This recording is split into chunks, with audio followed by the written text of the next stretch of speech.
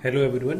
तो हम previous lecture में बात कर रहे थे आइडियल गैस की, और आइडियल गैस में भी हमने आइडियल गैस को फर्स्ट केस माना था, और उसके अंदर हम पढ़ रहे थे आइसोथर्मल प्रोसेस, है ना। तो आइसोथर्मल प्रोसेस के लिए हमने 4 क्वांटिटीज निकालना सीख लिया था, delta H, delta E, work and heat. इन सब की हम बात कर ली थी, बट अभी उससे रिलेटेड कुछ ग्राफ्स बचे हैं, हम उनको ग्राफ्स को देखते हैं एक बार और एक दो क्वेश्चन सॉल्व करते हैं, है ना। फिर उसके बाद हम बढ़ेंगे एडियाबेटिक प्रोसेस पे, है ना। हमारी आइसोथर्मल प्रोसेस कंप्लीट हो जाएगी। क्लियर है। तो जैसे कि मैं आपसे बात किया था कल कुछ आइसोथर्मल ग्राफ के लिए, पीवी ग्राफ के लिए, है ना। तो ऐसे ही अगर मैं बात करूं एक्सपेंशन के लिए, है ना, वैसे ग्राफ में किसके लिए बात कर रहे हैं अपन, एक्सपेंशन के लिए। और एक्सपेंशन में भी रिवर्सिबल और इरिवर्सिबल प्रोसेस के लिए ग्राफ कैसे फॉर्म होते हैं। तो पहले हम बात करेंगे रिवर्सिबल प्रोसेस की, एक्सपेंशन, और एक्सपेंशन में भी कौन सा, रिवर्सिबल प्रोसेस। रिवर्सिबल प्रोसेस की बात करेंगे, ठीक है। तो अगर हम इसके ग्राफ की बात करें, हमको पीवी ग्राफ ड्रॉ करना है ना, कौन सा, पी और वी ग्राफ। तो जैसे कि मान लिया कंडीशंस दे दिया, आपके पास कोई प्रेशर इनिशियली P1 है, फाइनल प्रेशर है आपके पास P2। क्लियर है। और आपके पास कोई वॉल्यूम V1 है और फाइनल वॉल्यूम है आपके पास V2। क्लियर। अगर मैं इसके लिए ग्राफ की बात करूं तो इसका ग्राफ कुछ ऐसे होगा। अब सर ये ऐसे क्यों होगा, पहली बात तो देखो यहां पे क्या हो रहा है, रिवर्सिबल प्रोसेस की बात कर रहे हैं, ठीक है। और हम कंडीशन कौन सी है, आइसोथर्मल, है ना। तो पीवी इक्वल टू क्या होता है, एनआरटी। आइडियल गैस की बात कर रहे हैं तो पी और वी क्या होते हैं, इनवर्सली प्रोपोर्शनल। तो जैसे जैसे आपका प्रेशर कम हो रहा है नीचे आने पर, तो वॉल्यूम क्या हो रहा है आपका, बढ़ रहा है, ठीक है। वॉल्यूम क्या हो रहा है, बढ़ रहा है। बट यहां पे मैं बोल दिया ये वाला पॉइंट आपका ए था और ये पॉइंट कौन सा है, बी, ठीक है। तो यहां मैंने क्या, एरो नीचे की तरफ लगाया है। एरो नीचे की तरफ लगाने का मतलब क्या है, आपका प्रेशर कम हो रहा है और वॉल्यूम बढ़ रहा है। डेट मीन्स ये क्या हो गया, आपका एक्सपेंशन हो गया। प्रेशर का कम होना और वॉल्यूम का बढ़ना, क्या है ये, एक्सपेंशन है, ठीक है। तो मैं बताना ये चाह रहा हूं, अगर ऐसे ग्राफ देके आपसे क्वेश्चंस पूछता है तो आपको वर्क कैसे कैलकुलेट करना है। तो पहली बात, जो रिवर्सिबल प्रोसेस है वो आपकी इनफाइनाइट प्रोसेस में होती है, इनफाइनाइट स्टेप में होती है। क्लियर है। इसीलिए इनफाइनाइट स्टेप का मतलब क्या होगा कि आपको प्रेशर P1 से लेकर प्रेशर P2 के वैल्यू P2 तक, है ना, यहां करना चाहिए मेरे को, ये यहां आएगा ना, प्रेशर P2 तक जितनी भी वैल्यू आएंगी, इनफाइनाइट वैल्यू आएंगी, तो इन सारी वैल्यू को ये सेटिस्फाई करता हुआ ग्राफ आएगा, है ना। ये तो अपन पहले भी बात कर चुके हैं। तो यहाँ आपको देखना है, ऐसे ग्राफ देके आपसे पूछ सकते हैं किस टाइप का ग्राफ है। तो आप देखो यहाँ प्रेशर कम हो रहा है, वॉल्यूम बढ़ रहा है, डेट मीन्स एक्सपेंशन है। एक्सपेंशन में भी कौन सा है, ये रिवर्सिबल ग्राफ है। कौन सा, रिवर्सिबल है। वो कैसे पता चलता है कि रिवर्सिबल ग्राफ है या इरिवर्सिबल ग्राफ है। इरिवर्सिबल के लिए तो मैं बोला था सिर्फ इनिशियल और फाइनल स्टेट पे डिपेंड करेगा। इसमें तो आप देखो हर पॉइंट पे डिपेंड कर रहा है जब तो ये ग्राफ बन रहा है ऐसे, ठीक है। अब इसमें अगर पीवी वर्क पूछा जाता है, आपका ये ग्राफ है प्रेशर वर्सेस वॉल्यूम के बीच में, तो आप पीवी वर्क अब इसमें कौन सा कैलकुलेट करोगे, ये वाला, है ना। यहां से ये आप इसको कैलकुलेट करके पीवी वर्क हम कैलकुलेट कर सकते हैं, ठीक है। दूसरी बात, फॉर रिवर्सिबल प्रोसेस के लिए हमने वर्क का फॉर्मूला भी निकाला था, माइनस का NRT P1 upon P2। Clear है। अभी मैं यहां से आपको बताना यह चाहूंगा कि अभी एक अपन ये रिवर्सिबल के लिए बात कर रहे हैं, फिर इरिवर्सिबल के लिए बात करेंगे। डेट मीन्स इसी केस में सेम चीज अपन कंप्रेशन में लेंगे, रिवर्सिबल और रिवर्सिबल। तो जैसे हमने प्रीवियस क्वेश्चन देखा है, क्वेश्चन मैंने कराया है, तो वहां में आपको एक कंडीशंस लिखाया था कि एक्सपेंशन में मैक्सिमम वर्क रिवर्सिबल में होता है ना, और कंप्रेशन में मैक्सिमम वर्क इरिवर्सिबल में होता है। तो इसको हम एक ग्राफ के थ्रू भी देखेंगे कि ग्राफ के थ्रू हम देख के कैसे बता सकते हैं कि इसमें मैक्सिमम हो रहा है और इसमें मिनिमम हो रहा है ना, ठीक है। तो अपन बताना ये चाह रहे हैं, इसका अगर सेकेंड ग्राफ की बात करें तो इरिवर्सिबल, इरिवर्सिबल प्रोसेस के लिए। तो अगर आप जब इरिवर्सिबल प्रोसेस की बात करते हो तो इसमें भी अगर आप पीवी ग्राफ ड्रॉ करोगे प्रेशर वर्सेस वॉल्यूम।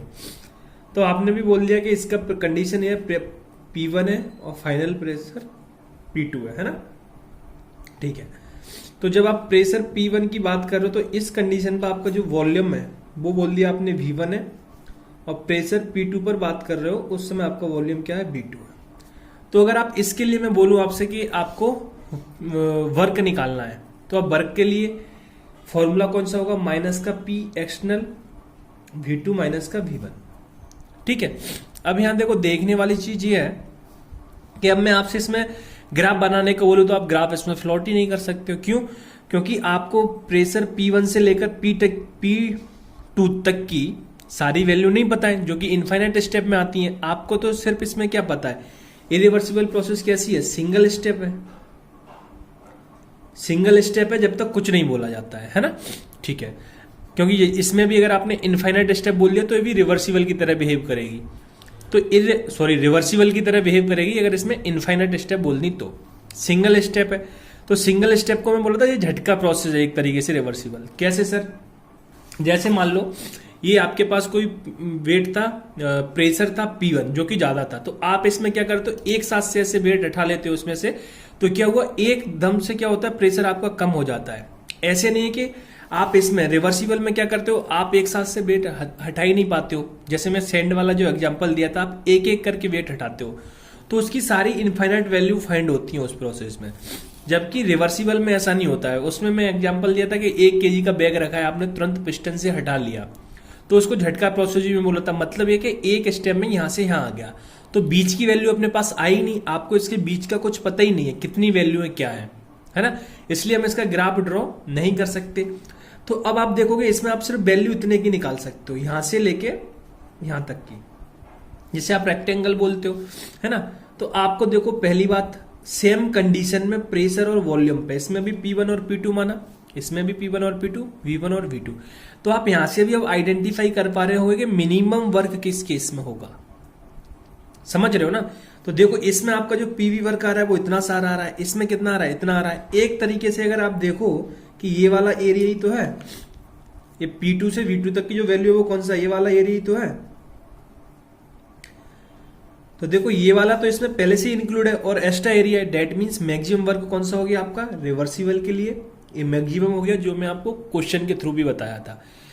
अब यहां हमने देख लिया IR डेट मींस इरिवर्सिबल, इसके लिए हो गया मिनिमम वर्क, है ना। तो ये हमने ग्राफ के थ्रू भी देख लिया, ठीक है। अच्छा, एक तरीके से इसका आप वर्क इस फॉर्मूले के अलावा कैसे निकाल सकते हो, रेक्टेंगुलर का फॉर्मूला लगा के, लेंथ इंटू विड्थ, है ना। यहां से P2 हो जाएगा एक्सटर्नल प्रेशर और V2 माइनस V1, है ना। तो ऐसे भी आप इसका एरिया निकाल सकते हो, ऐसे क्वेश्चन में आपको स्टार्टिंग में ही कराया था, ठीक है। अब हम बात करेंगे सेकंड कंप्रेशन के लिए, B, है ना। ये रिवर्सिबल, सॉरी एक्सपेंशन। अब सेकंड कौन सा है, कंप्रेशन।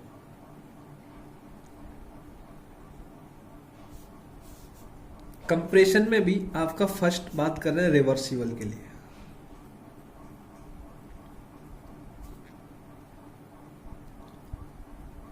रिवर्सिबल प्रोसेस, रिवर्सिबल बोल दिए, इनफाइनाइट स्टेप में होगी,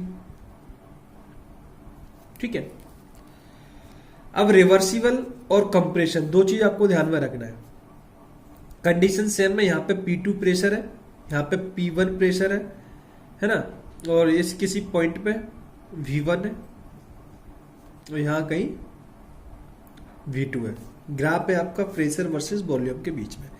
अब आपने कंप्रेशन बोल दिया है, कंप्रेशन का मतलब क्या है, वॉल्यूम का कम होना और प्रेशर का बढ़ना, ठीक। ये आपका कंप्रेशन का मतलब है। तो मतलब ये वाला आपका ग्राफ कैसे हो जाएगा, अब इसमें जो एरो का सिंबल लगाएंगे वो किधर लगाएंगे, ऊपर की तरफ। मतलब ये हुआ आप यहां से इधर जाते जा रहे हो तो प्रेशर क्या हो रहा है आपका, बढ़ता जा रहा है, प्रेशर क्या हो रहा है आपका, इंक्रीज हो रहा है। बट वॉल्यूम देखो, अभी यहाँ पर V2 था, फिर जैसे जैसे आया यहाँ क्या हो गया, V1 हो गया। वॉल्यूम क्या हो रहा है आपका, कम हो रहा है, समझ रहे हो ना, वॉल्यूम क्या हो रहा है, कम हो रहा है। ये आपका कौन सा ग्राफ हो गया, कंप्रेशन का ग्राफ। और कौन सी प्रोसेस के लिए, रिवर्सिबल के लिए।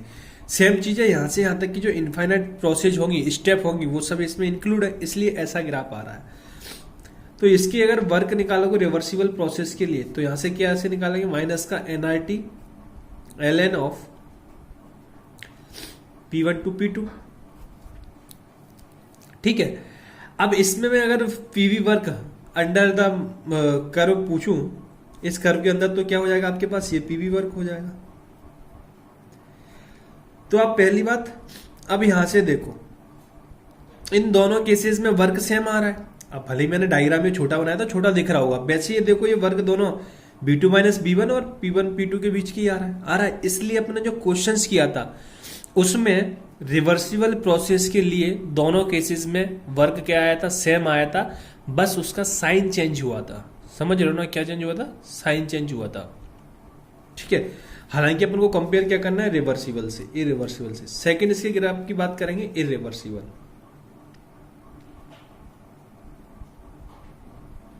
इरिवर्सिबल प्रोसेस ये आपकी सिंगल स्टेप में होगी, कुछ नहीं मेंशन है तो सिंगल स्टेप। अब इसमें भी आपके पास सेम कंडीशंस हैं। कंडीशंस क्या है सर, यहां पे आपका प्रेशर P2 है, प्रेशर P1 है ना, और यहां कहीं आपका वॉल्यूम V1 है और यहां कहीं V2 है। ग्राफ आपका प्रेशर वर्सेस वॉल्यूम के बीच में।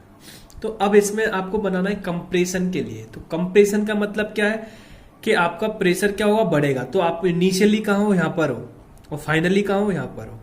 क्लियर, ये दो पॉइंट आएंगे आपके पास। और इसमें आप कहां थे, इनिशियली आप प्रेशर ये था, और मतलब वॉल्यूम की बात कर ले, यहां पे था, फाइनली आप यहां पे आ गए थे। तो आपने ये एक स्ट्रेट लाइन खींच के ग्राफ बना दिया। ठीक है, अब आप इसमें आ जाओ। तो इसमें आपका इनिशियली है, फाइनली है, मतलब इनिशियली है, फाइनली है। तो इसमें अगर मैं ग्राफ तो आप बना नहीं सकते, बट मैं क्या करूंगा, जैसे मैं इस लाइन को मैच किया, ऐसे मैं इसको भी तो मैच कर सकता हूं, ये और ये। समझ में आ रहा है ना। ठीक है, तो अब आपको अगर इसमें वर्क निकालना हो तो आपका रेक्टेंगल बन गया फिर से, तो आप कौन सा वर्क निकालोगे, ये वाला वर्क निकालोगे। समझ रहे हो ना, इसमें आपका पॉइंट ये कि आ रहा था, ये कि आ रहा, तो आपने यहां से इन दोनों को मैच किया। इसमें आपका यहां आ रहा है तो यहां से किया, तो ये आपका क्या हो गया, ये वाला वर्क निकालोगे। क्लियर है। तो अब आप देखोगे इन दोनों केसेस में मैक्सिमम वर्क कौन सा हुआ, ये वाला हुआ या ये वाला हुआ। देख लो यहां पे आपने ये वाला वर्क अभी आपका छूटा हुआ है, कितना, इतना वाला, किसमें, रिवर्सिबल में, जबकि इरिवर्सिबल में तो ये वाला पोर्शन कवर हो रहा है। डेट मीन्स मैं बोलना ये चाह रहा हूं कि इरिवर्सिबल प्रोसेस में आपका मैक्सिमम वर्क होगा। फॉर्मूला क्या था, P एक्सटर्नल B2 माइनस का V1। अब देखो ये चारों ग्राफ बन गए। पहले आप ये देखो कि ये रिवर्सिबल, ये इरिवर्सिबल। तो एक्सपेंशन के केस में मैक्सिमम वर्क किस में आया, रिवर्सिबल में, है ना, ये दिखा दिया हमने यहां। अब कंप्रेशन की बात कर लो, कंप्रेशन में मैक्सिमम वर्क किस में आ रहा है, इरिवर्सिबल है। देखो इसका जो एरिया है वो तो आप, अगर मैं यहां से डॉट डॉट ग्राफ बनाऊं, जो कि बनेगा नहीं, डॉट डॉट सिर्फ आपको समझाने के लिए बता रहा हूं कि ये बनता नहीं है। तो एक्चुअली में ये जो वर्क है वो तो ये हो गया, तो ये तो एक्स्ट्रा वर्क हो गया ना इसमें, इरिवर्सिबल प्रोसेस में। इसीलिए आपने जो क्वेश्चन किया था, तो इरिवर्सिबल में मैक्सिमम वर्क हमने कहां लिखा था, कंप्रेशन में मैक्सिमम वर्क कहां लिखा था, इरिवर्सिबल प्रोसेस के अंदर। तो मैं जो आपको लास्ट में 2 पॉइंट लिखाया था कि एक्सपेंशन में मैक्सिमम वर्क कहां होता है, रिवर्सिबल में, वो मैं ग्राफ के थ्रू भी सेटिस्फाई कर लिया अपन। और मिनिमम वर्क कहां होता है, इरिवर्सिबल में। बट कंप्रेशन के केस में मिनिमम वर्क कहां होता है, रिवर्सिबल में, यहां मिनिमम लिख देते हैं, और मैक्सिमम कहां होता है, इरिवर्सिबल में। तो ये अपन ने यहां, अब ये कंडीशन भी आपकी यहां क्या हो गई, सेटिस्फाई हो गई। क्लियर है। तो ये सारी चीज मैं आपसे बात किया था क्वेश्चन के थ्रू, तो हमने ग्राफ के थ्रू भी सेटिस्फाई कर ली। ठीक है, उम्मीद करता हूं क्लियरिटी बनी हो। अब हम इस पे कुछ क्वेश्चंस करते हैं अच्छे लेवल के, है ना।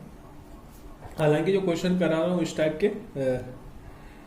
अपने आप में काफी अच्छा स्ट्रॉन्ग लेवल है। नीट में तो नहीं पूछे जाते, बट मैथ के लिए तो एडवांस में तो पूछे जाते हैं ना। ठीक है, एक ही क्वेश्चन करा रहा हूं, 2 क्वेश्चन तो, लेकिन देख तो नीट वाले भी लेंगे, ऐसा नहीं है छोड़ दें, सर ने बोल दिया है। देखो क्वेश्चन क्या है,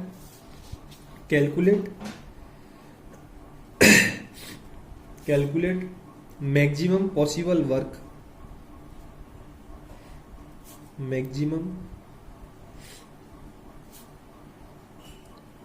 possible work in isothermal expansion, in isothermal expansion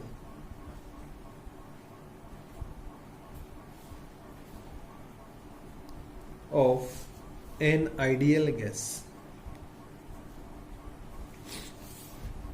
from 2 bar 20 litre to 40 litre. Clear है? तो पहले आप क्वेश्चंस को समझोगे, उसके बाद हम जाएंगे कि क्वेश्चंस में करना क्या है ना, क्योंकि इस चैप्टर में क्वेश्चन समझना बहुत इंपॉर्टेंट है ना, क्योंकि हर लैंग्वेज में है ना, हर वर्ड में कुछ ना कुछ लॉजिक छिपा होता है। जैसे इसमें बोला कैलकुलेट करना है मैक्सिमम वर्क जो पॉसिबल है, maximum possible work in isothermal process.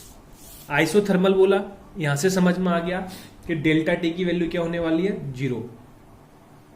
ठीक है। सेकेंड बोला एक्सपेंशन बोला है, तो अब आपको ये वर्क पूछा तो डेल्टा टी से तो भी जरूरत नहीं है, क्योंकि वर्क में डेल्टा टी यूज ही नहीं हो रहा अपना, तो आपको अब जरूरत है एक्सपेंशन से। तो एक्सपेंशन के लिए फॉर्मूला लगाना है आपको किसका, वर्क का, of an ideal gas from 2 bar to 20 litre से कहां जा रहा है, टू 40 लीटर। तो आपको एक्सपेंशन यहां से भी पता चल रहा है कि आपका वॉल्यूम क्या हो रहा है, बढ़ रहा है, कहां से 20 से 40 लीटर हो जा रहा है। तो क्वेश्चन में क्या हो रहा है, एक्सपेंशन। क्लियर है? तो आप सबसे पहले तो फॉर्मूला लिख लेंगे कि maximum work for reversible process. तो ये फॉर्मूला मैं आपको प्रीवियस लेक्चर में करा चुका हूं, माइनस का NIT ln of V2 upon V1। ठीक है।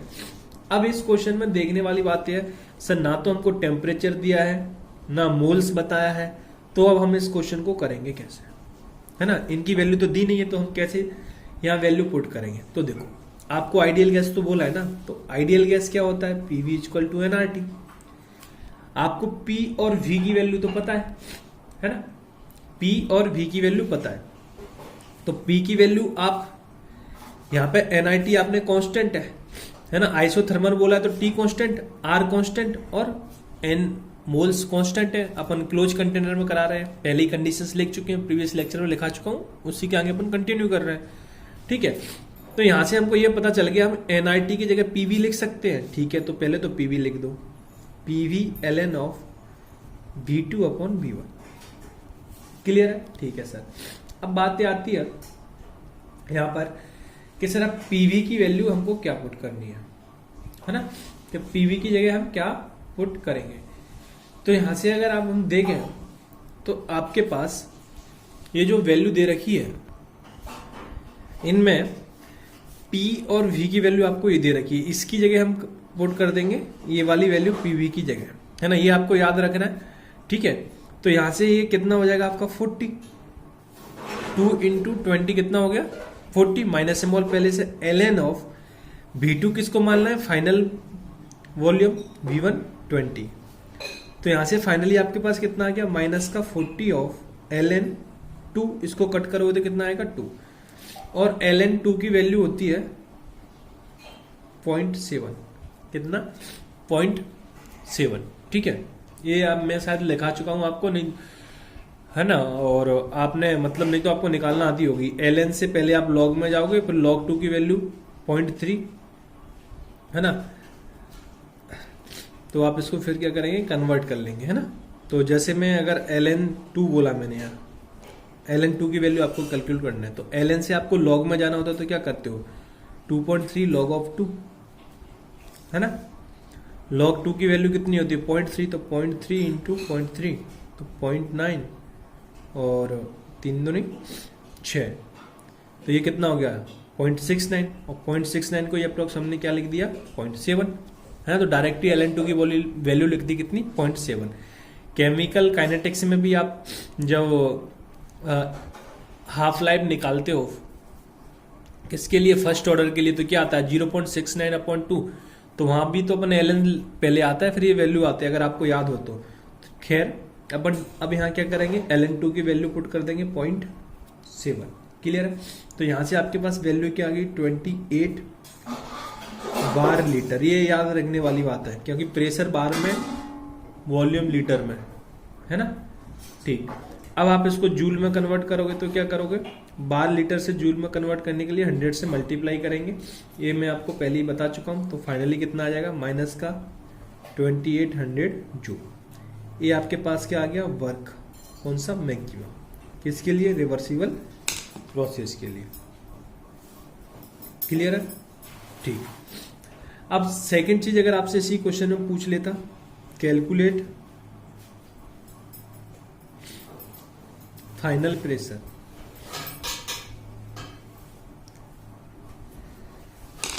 तो आपको ये पता है कि पीवी इक्वल टू, ये यहाँ पे मैंने बताई दिया है, पीवी इक्वल टू एनआरटी। तो N constant, R constant, isothermal बोला तो टेम्परेचर भी कांस्टेंट। तो यहां से आप फॉर्मूला ये बना सकते हो, P1 V1 equal to P2 V2। Clear है, तो यहां से हम क्या लिखेंगे, P1 V1 equal to P2 V2। तो यहां से P1 आपको दे रखा है 20, टू, और V1 दे रखा है 20। P2 आपको कैलकुलेट करना है, V2 दे रखा है 40। तो यहां से P2 की वैल्यू कितनी आ जाएगी आपके पास, 1 बार। कितनी आ जाएगी, 1 बार। ठीक है। अगर सेम इस क्वेश्चन में अगर आपसे पूछता थर्ड हीट के बारे में, थर्ड अगर पूछ ले Q की वैल्यू क्या है, दैट इज हीट, है ना। तो हीट आपका क्या हो जाता है, Q इक्वल टू माइनस का W। अब ये सब कैसे आ रहा है, तो ये तो मैं अपन बात कर चुके हैं पहले ही। मैं ये सारे फॉर्मूले आपको ड्राइव करा चुका हूँ कि Q equal to minus W कैसे आएगा। प्रीवियस लेक्चर में आप पीछे पेज पलट के देखो, तो वहां मैं ये बात कर चुका हूँ। ठीक है, हाँ। तो यहां से आपके पास जो Q की वैल्यू है कितनी हो जाएगी, माइनस 2800 जूल। तो फाइनली यहां से कितना हो गया, प्लस का 2800 जूल। क्लियर है। तो यहां से आपने क्या किया, Q की वैल्यू कैलकुलेट कर ली। अब इस क्वेश्चन में अगर नेक्स्ट आपसे ये पूछ लेता कि इसमें डेल्टा ई और डेल्टा एच भी कैलकुलेट करो, तो डेल्टा ई के लिए आपके पास और डेल्टा एच क्या हो जाता है, 0। अब ये सब कैसे हो रहा है, तो ये प्रीवियस लेक्चर में बता चुका हूं। चलो एक बार और देख लेते हैं। डेल्टा ई के लिए फॉर्मूला क्या था, एनसीवी डेल्टा टी। तो आइसोथर्मल बोल दिया तो डेल्टा टी क्या हो गया, 0। तो इसलिए डेल्टा ई क्या हो जाएगा, 0। डेल्टा एच क्या था, एनसीपी डेल्टा टी। तो डेल्टा टी 0, तो ये भी क्या हो जाएगा, 0। अब ये कैसे आया 0 sir, delta E equal to Q plus का डब्ल्यू लिखे थे। तो जब ये ही 0 है तो डब्ल्यू इक्वल टू क्या, क्यू इक्वल टू क्या हो जाएगा, माइनस का डब्ल्यू। इसलिए हमने यहाँ ये लिखा है ना। तो पुरानी चीजें अब आपको याद होना चाहिए अपन, है ना। पहले ही बोल चुका हूँ, जब भी आगे क्वेश्चंस में आपको क्लियरिटी बनेगी और अच्छे से आएंगी, है ना। क्योंकि बार बार आप तो उस चीज को कैलकुलेट नहीं करेंगे ना। ठीक है। अब अगर मैं इस पे एक last question, second last question है ना, और कर लें। जैसे क्वेश्चन है, calculate work done by system, work done by system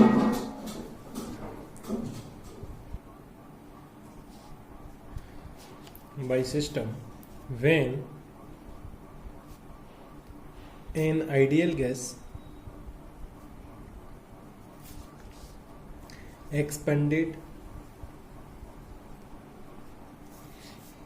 isothermally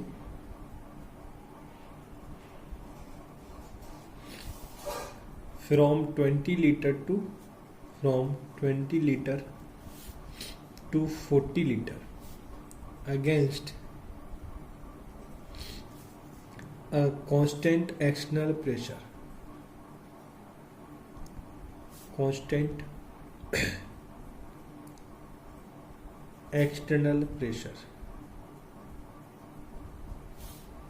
of 5 bar।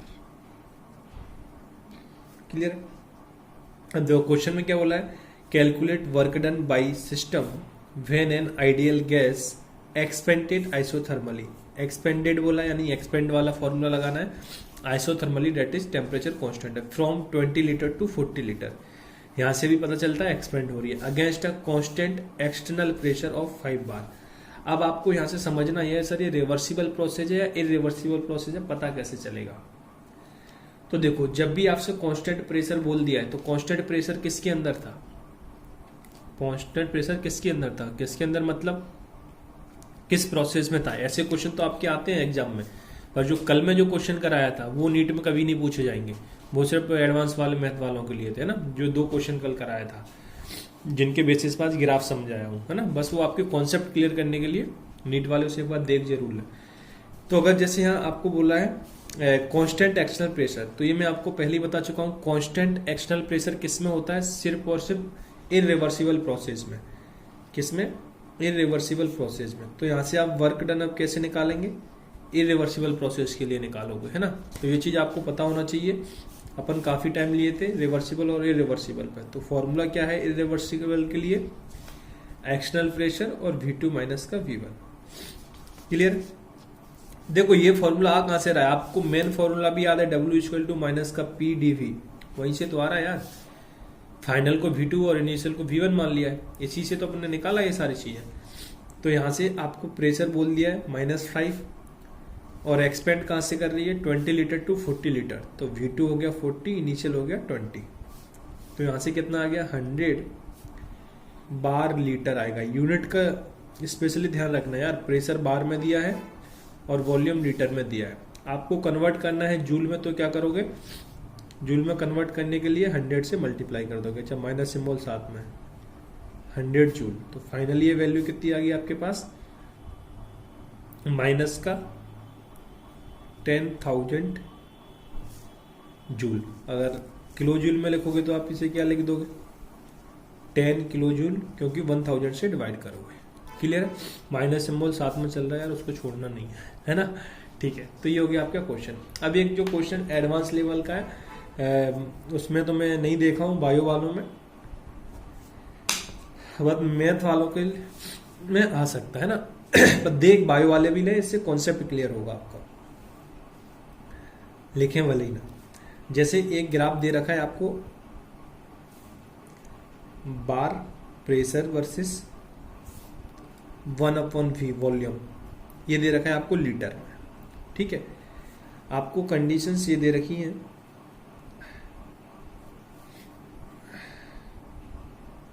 ये आपका कोई पॉइंट ए है और ये पॉइंट बी है। क्लियर है, इस पॉइंट पर जो आपका वॉल्यूम है उसकी वैल्यू दे रखी है 1/11.2 और इस पॉइंट पर जो वॉल्यूम है उसकी वैल्यू दे रखी है 1/22.4। क्लियर। और यहाँ जो प्रेशर है वो आपका 1 बार है, यहाँ पे जो प्रेशर है वो आपका 2 बार है। क्लियर है, ये क्वेश्चन है। क्वेश्चन आगे बोल के आ रहा है कैलकुलेट अच्छे लेवल का क्वेश्चन है, work done in the process. आपको वर्क डन निकालना है। तो बहुत सारे लोग क्या करते हैं, सीधे से area under the curve, that means वो ये निकाल देंगे, तो जो कि आप निकाल ही नहीं सकते हो। क्योंकि आपको याद रखने वाली बात यह है, मैं आपको बोला हूं एरिया अंडर द कर्व किस ग्राफ के लिए, पीवी ग्राफ के लिए। और ये पीवी ग्राफ नहीं है, ये कौन सा P1/V के बीच में ग्राफ है। और एरिया अंडर द कर्व अपन केवल पीवी ग्राफ के लिए निकालते हैं, है ना। तो पीवी ग्राफ का कॉन्सेप्ट तो इसमें आपको लगाना ही नहीं है। बहुत से लोग लगाते हैं इसको पीवी ग्राफ का कॉन्सेप्ट, बट गलत हो जाएगा। तो आप बहुत से मतलब स्टूडेंट की बात कर रहा हूँ। तो यहाँ पे प्रेशर और 1/V मतलब 1/V के बीच में ग्राफ है ना। और वो अपन पीवी ग्राफ निकालते हैं पी प्रेशर और वॉल्यूम के बीच में। तो फिर सर आप हम इससे कैसे जाएंगे, बाकी तो कुछ इन्फॉर्मेशन नहीं है। ठीक है, तो अब हम जाएंगे इसमें एक 1/1 पॉइंट करके। अब जैसे मैं पॉइंट ए की बात करूं, पॉइंट ए पे, क्योंकि सबसे पहले तो मेरे को देखना पड़ेगा ना ये प्रोसेस है कैसी, आइसोथर्मली है या एडियाबेटिकली क्या है, ये प्रोसेस को तो फाइंड करना पड़ेगा। तो उसके लिए अगर आपको पीवी पता है, प्रोसेस फाइंड कैसे कर लोगे, आइडियल गैस बोला है पीवी इक्वल टू एनआरटी होता है। अगर आप पीवी की वैल्यू निकालो, क्योंकि मोल्स और आर के बीच में, टेम्परेचर के बीच में तो कोई इन्फॉर्मेशन नहीं दी आपको इन्फॉर्मेशन किसके बारे में दी है, प्रेशर और वॉल्यूम के बारे में। तो आप यहाँ से प्रेशर और वॉल्यूम निकाल सकते हो, है ना। प्रेशर और वॉल्यूम यानी कि आप पीवी की वैल्यू यहाँ से कैलकुलेट कर सकते हो। आपके पास 2 केसेस है, यानी आप 2 बार पीवी की वैल्यू कैलकुलेट कर सकते हो, एक को P1 V1 मान के, एक को P2 V2 मान के, जैसे भी एक पॉइंट ए पर एक पॉइंट बी पर। अगर ये P V की वैल्यू दोनों सेम आती हैं, समझ रहे हो ना, अगर मैं P1 V1 equal to P2 V2 कब बोल सकता हूं, जब PV इक्वल टू क्या हो, कांस्टेंट हो। समझ गए ना। तो अब आपको एक आइडिया लग गया होगा कि हमको करना क्या है एग्जैक्टली इस क्वेश्चन के अंदर। एडवांस लेवल का क्वेश्चन है। तो अगर मैं पॉइंट ए पर बात करूं तो पॉइंट ए पे प्रेशर है 1 बार और वॉल्यूम है 1/V। पॉइंट ए आपका ये है कितना है, 1/22.4। तो आप यहां से वॉल्यूम कैलकुलेट करोगे तो वॉल्यूम कितना आ जाएगा, 22.4 V की वैल्यू। क्लियर। सेम आप बात करोगे पॉइंट बी पर। जब आप पॉइंट बी की बात करते हैं तो वहां प्रेशर कितना है, 2 और वॉल्यूम 1/V की वैल्यू दे रखी है, वॉल्यूम की तो डायरेक्टली नहीं दी है, 11.2। क्लियर। तो यहां से वॉल्यूम कितना आ गया आपका, 11.2। अब आपको करना क्या है, पीवी की वैल्यू निकालना है। तो हम पॉइंट वी पीवी की वैल्यू निकालेंगे पहले पॉइंट ए पर। तो पॉइंट ए पर पीवी की वैल्यू, पी की वैल्यू 1 दी है, वी की वैल्यू 22.4 दी है। डेट मीन्स यहां से कितना आ गया, 22.4 पीवी की वैल्यू। सेम आप पीवी की वैल्यू निकालोगे पॉइंट बी पर। पॉइंट बी पर प्रेशर कितना है, 2, वॉल्यूम कितना है, 11.2। तो यहां से भी कितना आ गया, 22.4। अब आप यहां देख रहे हो पीवी क्या आ गया, कांस्टेंट आ गया दोनों केस में। तो अब आप यहां से बोल सकते हो ये आपकी प्रोसेस कैसी होगी, आइसोथर्मल प्रोसेस होगी। आइसोथर्मल होगी प्रोसेस, कैसी होगी, आइसोथर्मल होगी। आइसोथर्मल का मतलब भी क्या है, पीवी कांस्टेंट। पीवी कांस्टेंट यहां से है ना, पीवी कांस्टेंट हो गया। आप तो आइसोथर्मल क्यों बोले, क्योंकि टेम्परेचर कांस्टेंट है इसमें, जब भी तो पीवी कांस्टेंट होगा। जब टेम्परेचर वेरिएट करेगा तो पीवी कांस्टेंट हो ही नहीं सकता। ठीक है, जब पीवी कांस्टेंट हो गया that means PV equal to K कोई भी कांस्टेंट बोल दिया। ठीक है, तो अब आपको यहां से क्या पता चल गया कि आपकी प्रोसेस कैसी है, आइसोथर्मल प्रोसेस है। क्लियर। तो बस अब आप क्या करोगे इसमें, अपना क्या करोगे, अपना फॉर्मूला लगा दोगे। वर्क डन निकालना है ना, वर्क डन पूछा है ना, हाँ ठीक है। तो वर्क के लिए अब आप फॉर्मूला लगा दो, माइनस के NIT ln of V2/V1। Clear. ये अपन पहले ही बात कर चुके हैं कि क्वेश्चन में कुछ भी नहीं बोला है तो आपको क्या करना है, क्या करना है, उसको रिवर्सिबल प्रोसेस मान के चलना है ना। इसमें कोई इंफॉर्मेशन आपको और दी नहीं है। ठीक है सर। वैसे भी ग्राफ बनना है, चलो मैं एरो का निशान इसमें बनाया नहीं, ये रहा एरो का सिंबल इसमें, मतलब एक्चुअली क्वेश्चन में ही दिया है एरो का सिंबल ऊपर की साइड है ना। तो आपका इसमें क्या हो रहा है, प्रेशर तो क्या हो रहा है, बढ़ रहा है ना। आप देखो ये प्रेशर क्या हो रहा है, बढ़ रहा है। तो आपका एक तरीके से ग्राफ ही तो दे दिया, यहां से यहां तक ये बना के दिया, ग्राफ दिया। तो ग्राफ में पहले ही बात कर चुका हूं किस में ही बनेगा, सिर्फ रिवर्सिबल प्रोसेस में। तो अपने रिवर्सिबल का फॉर्मूला लगा दिया। तो अब NIT की जगह हम क्या पुट कर सकते हैं, पीवी, जो कि आपको इस प्रीवियस क्वेश्चन में भी बताया हूं। यहाँ पे कहां पे, इसके जो पहले अपने क्वेश्चन किया है ना, उस क्वेश्चन में आपको ये बताया हूं। NIT कांस्टेंट है आइसोथर्मल के लिए, तो आप उसकी जगह पीवी वैल्यू पुट कर सकते हो। ठीक। तो अपन इसकी जगह क्या पुट कर देंगे, PV ln of V2/V1। Clear.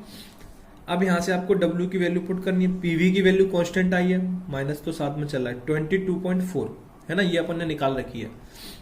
अब यहां से ln ऑफ V2/V1, तो V2 की वैल्यू कितनी है, देखो इसमें 11.2। ये V2 किसे बोलोगे, आप पॉइंट ए से पॉइंट बी जा रहे हो ऊपर की साइड, तो फाइनल तो ये हुआ ना, इनिशियल ये हुआ, फाइनल ये हुआ। तो यहां से V2 की वैल्यू अपन ने निकाली है, डेट मीन्स पॉइंट बी पर जो वॉल्यूम की वैल्यू आई है कितनी है, 11.2 अपन पॉइंट ए पर कितनी है, 22.4। यही तो है। ठीक है। तो यहां से जब आप इसको कैलकुलेट करोगे तो यहां कितना आ गया, 2। तो फाइनली माइनस का 22.4 ln ऑफ 2। ln 2 की वैल्यू कितनी है, 0.7। अभी आपको बताया थोड़ी देर पहले कैसे आती है, ये भी बता दिया। तो 22.4 माइनस का इंटू 0.7। क्लियर है। अब ये आपका आ रहा है बार लीटर में, बार लीटर। तो जब आप इसको कैलकुलेट करोगे है ना, तो यहां से माइनस का 22.4 इंटू 0.7 इंटू 100, तो ये आपका वैल्यू हो जाएगी जूल में, है ना। तो जब आप इसको कैलकुलेट करते हो फाइनली, तो ये कितना हो जाएगा, 224 इंटू 7 जूल। तो इसको कैलकुलेट करने पाएगा 728 डायरेक्टली ले रहा हूँ 1568 जूल। क्लियर? तो ये आपका फाइनली आंसर आ जाएगा। ये माइनस में माइनस सिंबल बार बार छूट जा रहा है ना, क्या है माइनस में। क्लियर? तो ये आपके पास अच्छा मैं गड़बड़ कर दिया गया कुछ। हाँ सर, क्या गड़बड़ कर दिया? ये ऊपर 2 नहीं आएगा, ये नीचे 2 आएगा, है ना। ये नीचे 2 आएगा तो क्या हो जाएगा, ये ln2 लिखेंगे तो यहाँ माइनस सिंबल और आएगा, माइनस ऑफ ln2 है ना, 22.4 माइनस ऑफ ln2। तो ये माइनस माइनस क्या हो जाएगा, फाइनली प्लस हो जाएगा, ये है ना।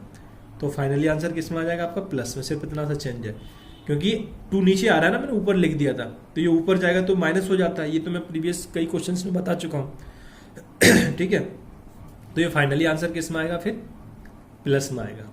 तो अब यहाँ से आपको एक चीज और पता चल रहा है कि ये क्या हो रहा है, work done by the system हो रहा है, work done on the system हो रहा है। वेरी गुड, क्या हो रहा है, work done on the system, है ना।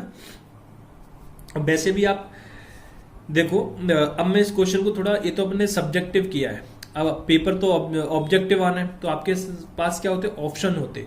तो कई ऑप्शन, कम से कम 2 ऑप्शन ऐसे होते जिसमें आंसर माइनस में होता, तो आप सीधा यहां देख के आंसर बोल सकते थे। प्रेशर आपका क्या हो रहा है, इंक्रीज हो रहा है। प्रेशर क्या हो रहा है, इंक्रीज हो रहा है। समझ रहे हो ना, जब प्रेशर इंक्रीज हो रहा है तो इसका मतलब क्या हुआ, work done on the system हो रहा है ना, work done on the system हो रहा है ना। ठीक है, दूसरे वे में भी वॉल्यूम कम हो रहा है, V2 कितना है आपका 11.2। तो आप ये सब आइडिया लगा के भी आंसर टिक कर सकते हो जब ऑब्जेक्टिव आते हैं। जब अपन सीट डिस्कस करेंगे तो उसमें सारी बातें करेंगे, है ना। ठीक है, अब यहां तक आपका कंप्लीट डिस्कशन हो जाता है आइसोथर्मल प्रोसेस का, जो कि सबसे ज्यादा इंपॉर्टेंट आइसोथर्मल है। उसका सेकंड नंबर पे एडियाबैटिक प्रोसेस, जो इंपॉर्टेंट की कैटेगरी में रखूंगा। अब हम बात करेंगे एडियाबैटिक प्रोसेस।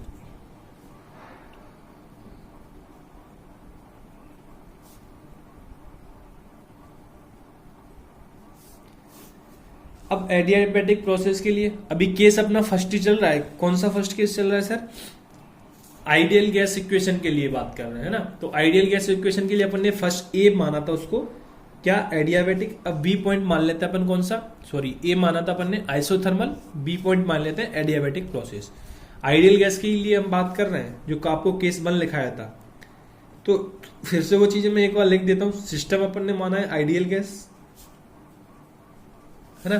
तो इसके लिए कभी भी आप PV = NIT यूज कर सकते हो, जब भी आपको लगता है यहाँ यूज करना चाहिए। ठीक है, मतलब क्वेश्चन की जैसी डिमांड हो। क्लोज सिस्टम माना है हमने, सिस्टम कैसा माना है, क्लोज। तो इसका मतलब इसमें नंबर ऑफ मोल्स क्या रहेंगे, कांस्टेंट रहेंगे। अगर सिस्टम क्लोज नहीं मानेंगे तो पूरी गैस निकल ही जाएगी, तो फिर आप किस में प्रोसेस कराओगे। और एडियाबैटिक में Q = 0 होता है, ये सब पहले अपन देख चुके हैं। तो इसमें वेरिएबल क्या होंगे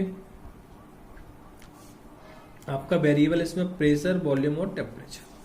ठीक है, तो अब अपन इसमें बात करते हैं इसमें कैसे क्वेश्चंस आते हैं। जैसे आपका ये सिस्टम है इनिशियली, जहां पर प्रेशर P1, वॉल्यूम V1 और टेम्परेचर T1 है। क्लियर है। और ये है आपका फाइनल सिस्टम के फाइनल स्टेज पर। यहां आपका प्रेशर क्या हो जाएगा, P2, volume V2, temperature T2। Clear है। अब यहां से आप एक चीज लगा सकते हो, P1 V1/T1 = P2 V2/T2। याद आ गया होगा, है ना। याद क्या आ गया, गैसियस स्टेट में पढ़ा था, PV = nRT। अब TB आपका वेरिएबल, तो आप यहां क्या कर सकते हो, PV/T = NR। NR आपका क्या है, यहाँ पे दोनों कांस्टेंट है, मोल्स हमने कांस्टेंट बोल ही दिया है, क्लोज सिस्टम लिया है तो, और ये गैस कांस्टेंट है। तो आप यहां से ये बोल सकते हो PV/T = K। K क्या है, कांस्टेंट। ठीक है, तो मैं यहां से ये लिख सकता हूं P1 V1/T1 = P2 V2/T2। Clear है। ठीक है सर। अब देखो, इसमें पहले अपन डेल्टा E की बात कर लेते हैं। तो डेल्टा E आप किससे निकालोगे, इसमें NCV∆T। ठीक है। अब सर ऐसा क्यों, भाई आइडियल गैस वाली तो केस चल रहा है इसलिए ऐसा। डेल्टा H किससे निकालोगे, NCP∆T, क्योंकि आइडियल गैस की ही बात कर रहे हैं। ठीक है। अब बस इसमें डिफरेंस इतना है कि अपन अभी तक आइसोथर्मल में 0 हो जा रहा था, क्योंकि ∆T की वैल्यू 0 हो जा रही थी। ये भी जीरो हो जा रहा था, क्योंकि डेल्टा टी की वैल्यू जीरो हो जा रही थी। बट इस केस में जीरो नहीं होगा, क्योंकि इसमें टेम्परेचर आपका कांस्टेंट नहीं है। तो सर हम इसमें कैसे निकालेंगे? देखो, या तो आपको डायरेक्टली सीवी की वैल्यू दी हो, नहीं दी हो तो हम कैलकुलेट करेंगे। तो मैं इस फॉर्मूले को पहले उसमें कन्वर्ट कर लेता हूं, N R delta T upon gamma minus one. Sir ये कैसे आपने लिख दिया? अभी बता रहे कैसे लिख दिया। अभी अगर आपको याद हो तो हमने कुछ रिलेशंस पढ़े थे प्रीवियस लेक्चर में, CV equal to R upon gamma minus one, है ना। तो क्या मैं सीवी की जगह R upon gamma minus one put नहीं कर सकता? बिल्कुल कर सकता हूं। तो मैंने ये पुट कर दिया, तो इसलिए आपके पास अब डेल्टा ई का नया फॉर्मूला आ गया। ये किसके लिए? एडियाबैटिक प्रोसेस के लिए। अब आ जाते हैं डेल्टा एच पर। तो डेल्टा एच इक्वल टू, देखो अब इसकी जगह मैं फॉर्मूला क्या बना दूंगा आपकी सिंपलिसिटी के लिए। फॉर्मूला तो आप लंबा चौड़ा बना लोगे, है ना, पर कुछ तो अलग होना चाहिए। गामा इंटू डेल्टा ई, मतलब ये हुआ आपने एक ही चीज कैलकुलेट कर ली डेल्टा ई, तो आप डेल्टा एच भी निकाल लोगे। बट ये आया कैसे, बात ये आती है। ठीक है सर, आप एक चीज देखो, सीपी इक्वल टू क्या था? Gamma R upon gamma minus one, यही था ना सीपी इक्वल टू। तो इस की जगह, है ना, मतलब मैं बोलना ये चाह रहा हूं, आप अगर इस वैल्यू में गामा से मल्टीप्लाई कर देते तो वो सीपी बन जाएगा। मतलब ये हुआ इसमें ये जो चीज दी है आपको, ये इसमें मैं गामा से मल्टीप्लाई कर दूं तो ये बन जाएगा, समझ रहे हो ना। तो ये बन जाएगी, गामा से मल्टीप्लाई कर दिया तो आप इसको क्या लिख सकते हो? Gamma R upon gamma minus one. तो यही तो सीपी की वैल्यू है। तो सीपी की जगह आपने क्या पुट किया? ये पुट कर दिया गामा। अरे यार नहीं समझ रहे हो। और फिर क्या बचा आपके पास? डेल्टा ई, यही वैल्यू बचा, तो ये पुट कर दी। चलो मैं एक बार लिख के बता देता हूँ, हो सकता है कुछ लोगों के नहीं जा रही हो। Delta H equal to, finally आपको इसको इसी करना है, delta equal to N C P delta T. ठीक है, तो सीपी की जगह आप क्या पुट करोगे? Gamma R upon gamma minus one delta T. Clear है? तो मैं क्या करता हूं यहां से, delta H equal to gamma N R delta T upon gamma minus one. ये क्या लिखा है? N R delta T upon gamma minus one लिखा है ना, N R delta T upon gamma minus one. तो ये जो N R delta T upon gamma minus one है, इसकी जगह मैं डेल्टा ई लिख सकता हूं ना, इसलिए मैंने यहां ये लिख दिया। तो फॉर्मूला क्या हो गया? गामा इंटू डेल्टा ई। देखो भले ही अपने इसमें चार क्वांटिटी की बात कर रहे हैं, पर चार में से आपको निकालने कोई एक ही पड़ रही है, बाकी या तो उसकी इक्वल हो जा रही है, या समझ रहे हो ना, थोड़ा सा डिफरेंस है। जैसे आपने डेल्टा ई निकाला, गामा से मल्टीप्लाई किया, डेल्टा एच हो गया। ऐसे अभी डब्ल्यू और क्यू में भी रिलेशन आएगा। ठीक है, उम्मीद करता हूं ये फॉर्मूला कैसे आया आपको समझ में आ गया होगा। अब हम बात करते हैं इस वर्क की।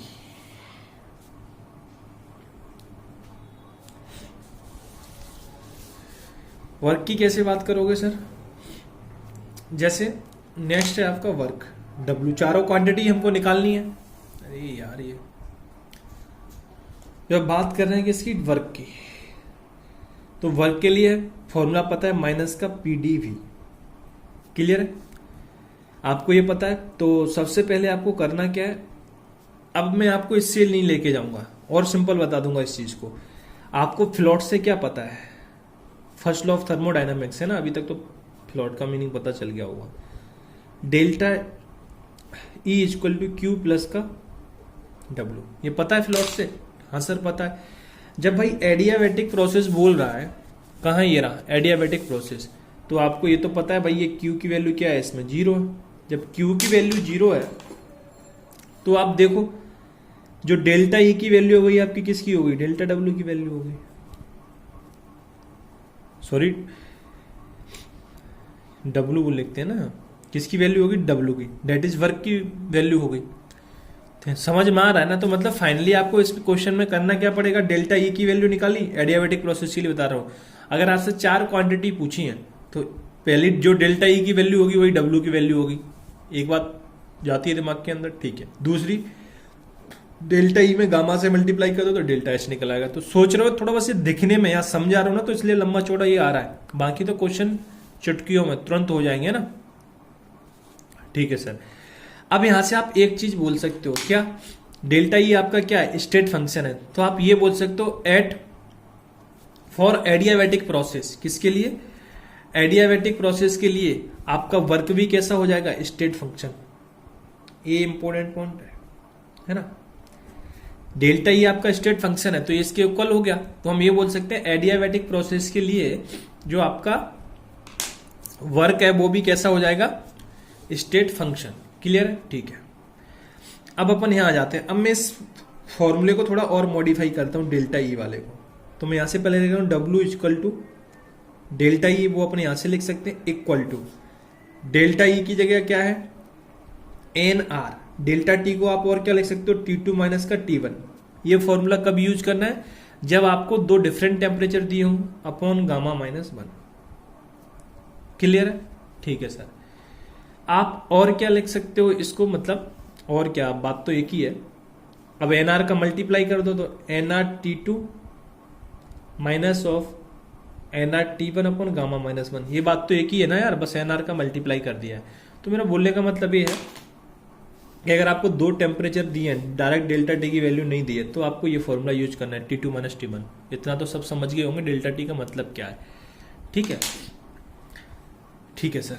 अब यहां से जो जितने भी फॉर्मूले मैंने आपको लिखाए हैं ये सब एप्लीकेबल है आपके किसके लिए, रिवर्सिबल और इरिवर्सिबल दोनों के लिए। तो पहले तो इस पॉइंट को मेंशन कर लो, all above formula are applicable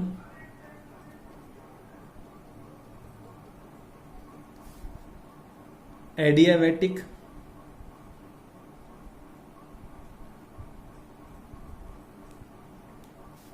reversible as well as adiabatic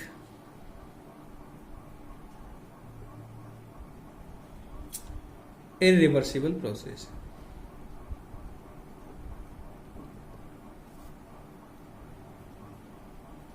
ठीक है, ये सारे के सारे फॉर्मूला एडियाबैटिक, रिवर्सिबल और इरिवर्सिबल दोनों के लिए क्या है, ये वैलिड है। कौन से फॉर्मूले देखो वो आपके काम के हैं, एक तो ये वाला फॉर्मूला, ये वाला फॉर्मूला है ना, ठीक सर, और ये कौन सा, ये वाला। तो ये तो अब एक ही चीज हो गया, तीन है। बाकी तो आपको दो टेम्परेचर दिए होंगे तो आपको सीधा समझ में आ जाएगा, ये लगाना है। ठीक है, अब इसमें एक फॉर्मूला हम और बना सकते हैं, क्या, जो NR T two upon NR T two. देखो यहां, अब इसकी जगह मैं और क्या लिख सकता हूं, जो एनआर टी टी है इसकी जगह मैं पी वी लिख सकता हूं, पी टू वी टू, अभी बता रहा हूं कैसे लिख रहा है, minus P one V one upon gamma minus one. ये भी आपका क्या है, वर्क निकालने का फॉर्मूला, या फिर बोला डेल्टा ई निकालने का फॉर्मूला, जो भी आपसे पूछा जाए। अब सर ये कैसे कर दिया, ये भी देख रहे हैं, PV equal to NR T होता है।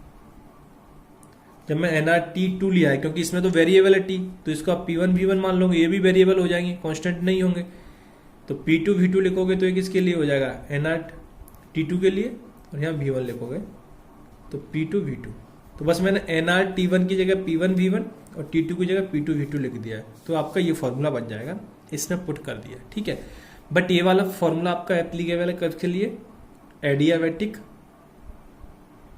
रिवर्सिबल प्रोसेस के लिए। एआरपी मतलब एडियाबैटिक रिवर्सिबल प्रोसेस। ठीक है, एडियाबैटिक रिवर्सिबल प्रोसेस, है ना। अब उम्मीद करता हूं ये सारे फॉर्मूले आपके समझ में आ गए होंगे, है ना। अब हम इसके कुछ ग्राफ्स की भी बात कर लेते हैं, या फिर मैं बोलूँगी कुछ स्पेशल फॉर्मूले, है ना, जो एडियाबैटिक में ही यूज होते हैं। बस जब एडवांस लेवल के क्वेश्चंस पूछे जाते हैं, नीट में तो मैं इस टाइप के क्वेश्चंस नहीं देखा, कि जो अभी कराने जा रहा हूँ उस फॉर्मूले पे क्वेश्चंस आते हैं, है ना। और छोटे से फॉर्मूले लेकिन देखेंगे आप भी, है ना, ऐसा नहीं कि इसको छोड़ दोगे। फॉर एडियाबैटिक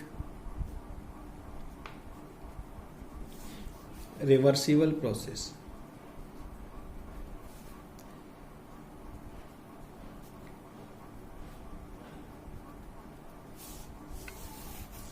ठीक है। तो इसमें स्पेशल फॉर्मूले क्या है, एक तो पीवी की power gamma equal to constant. एक तो आपका ये फॉर्मूला याद रखना है, अभी बता रहा हूं इनका यूज कैसे होगा। एक पीवी की पावर गामा, पीवी की power gamma minus one equal to constant that is K. दूसरा ये मैथ वालों को तो यूज आएंगे। एक है पी की power one minus gamma T की पावर गामा इक्वल टू के। ये 3 फॉर्मूले आपको याद रखने हैं, ठीक है। ये कैसे आते हैं क्या आते हैं उसमें नहीं जाना है ना, क्योंकि ये अपना पार्ट नहीं है, उसमें नहीं दिए ना तो एनसीईआरटी में ना उसमें आपके बोर्ड वाली में। हाँ, बट इनका एडवांस में यूज करा लेता है, तो इसलिए हम ये फॉर्मूले लिख लिए। तो पहले हम बात कर लेते हैं इनके ग्राफ की। मैं पीवी ग्राफ की बात कर रहा हूं, है ना। तो ये मान लो मेरा पॉइंट ए है, मतलब ये हम एडियाबैटिक रिवर्सिबल प्रोसेस बोलिए तो ग्राफ तो कुछ ऐसे आएगा, लेकिन इसमें याद रखने वाली बात है इनके सारे के सारे ग्राफ कर्वेचर होंगे। चाहे आप पीवी की बात कर लो, चाहे वीटी की बात करो, चाहे आप पीटी की बात करो, सारे के सारे ग्राफ कर्वेचर ग्राफ होंगे, ठीक है। तो देखो मैं ग्राफ बना कैसे रहा हूं। पहले तो ये यहाँ पे ए था और बी था, मतलब ये हुआ प्रेशर कम हो रहा है और वॉल्यूम बढ़ रहा है। तो यहां से एक चीज समझ में आ रही है, एक्सपेंशन हो रहा है, ठीक है। बट मैंने क्या बोला कि प्रेशर कम हो रहा है और वॉल्यूम बढ़ रहा है, ठीक है, ठीक है। तो आप पहले एक चीज याद रख लो जो इंपोर्टेंट है, पहले मैं उसको लिखा दूं, फिर उससे ग्राफ ड्रॉ करेंगे अपन एडियाबैटिक प्रोसेस के लिए। क्या अगर आप वॉल्यूम बढ़ाते हो तो प्रेशर क्या होगा, घटेगा। याद रखने वाली बात है कि इसमें टेम्परेचर भी क्या होगा, कम होगा। क्या होगा, कम होगा। मतलब क्या हुआ सर, मतलब ये हुआ आप वॉल्यूम क्या कर रहे हो, बढ़ा रहे हो, प्रेशर क्या कर रहे हो, घटा रहे हो, तो टेम्परेचर भी क्या होगा, घटेगा। अब ऐसा क्यों सर, ऐसा क्यों हो रहा है? क्योंकि देखो आप इसमें वॉल्यूम बढ़ाने का मतलब क्या है, एक्सपेंशन। वॉल्यूम बढ़ाने का मतलब क्या है, एक्सपेंशन। और एक्सपेंशन का मतलब क्या है, work done by the system. Work done by the system, समझ रहे हो ना। वॉल्यूम बढ़ाने का मतलब क्या है, मैं इस चीज को थोड़ा प्रूव करना चाह रहा हूं कि वॉल्यूम बढ़ाने का मतलब क्या है, एक्सपेंशन। इतना तो समझ में आ ही गया अभी तक। और एक्सपेंशन हो रहा है मतलब वर्क किसके द्वारा किया जाता है, सिस्टम के द्वारा किया जा रहा है। जब सिस्टम के द्वारा वर्क किया जा रहा है तो सिस्टम की जो एनर्जी यूज होगी वो किसकी होगी, जब सिस्टम के द्वारा वर्क किया जा रहा है तो सिस्टम की ही सर एनर्जी यूज होगी। जब सिस्टम की ही एनर्जी यूज होगी तो उसका टेम्परेचर क्या होगा, फिर कम होगा। टेम्परेचर क्या होगा, कम होगा। क्लियर, ये पॉइंट आपको याद रखना है। उम्मीद करता हूं क्लियर हो गया होगा ये सब, है ना। चाहो तो इसको ऐसे लिख लो, it utilise its internal energy. जैसे कि मैं अभी काम कर रहा हूं, बोल रहा हूं, पढ़ा रहा हूं, तो क्या हो रहा है कि मेरी इंटरनल एनर्जी क्या हो रही है, कम हो रही है, समझ रहे हो ना। और आप पढ़ रहे हो, आपकी भी कम हो रही है, पर आपके कंपैरिजन में मेरी ज्यादा कम हो रही है, क्योंकि मेरे को लेबर वर्क ज्यादा करना पड़ रहा है, बोलना पड़ रहा है। आपको सिर्फ बैठ के सुन रहे हो उस चीज को, बैठ के लेट के जैसे भी हो सुन रहे हो उस चीज को, है ना।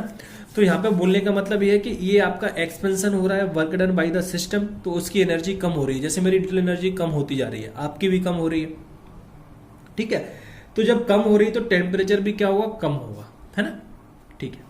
तो it utilise its internal energy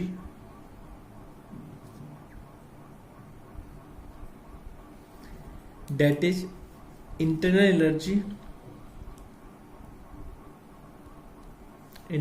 energy of system decreases, है ना। जैसे मेरी एक डिक्रीज हो रही है, आपकी भी डिक्रीज हो रही है, ऐसे इसकी डिक्रीज होगी।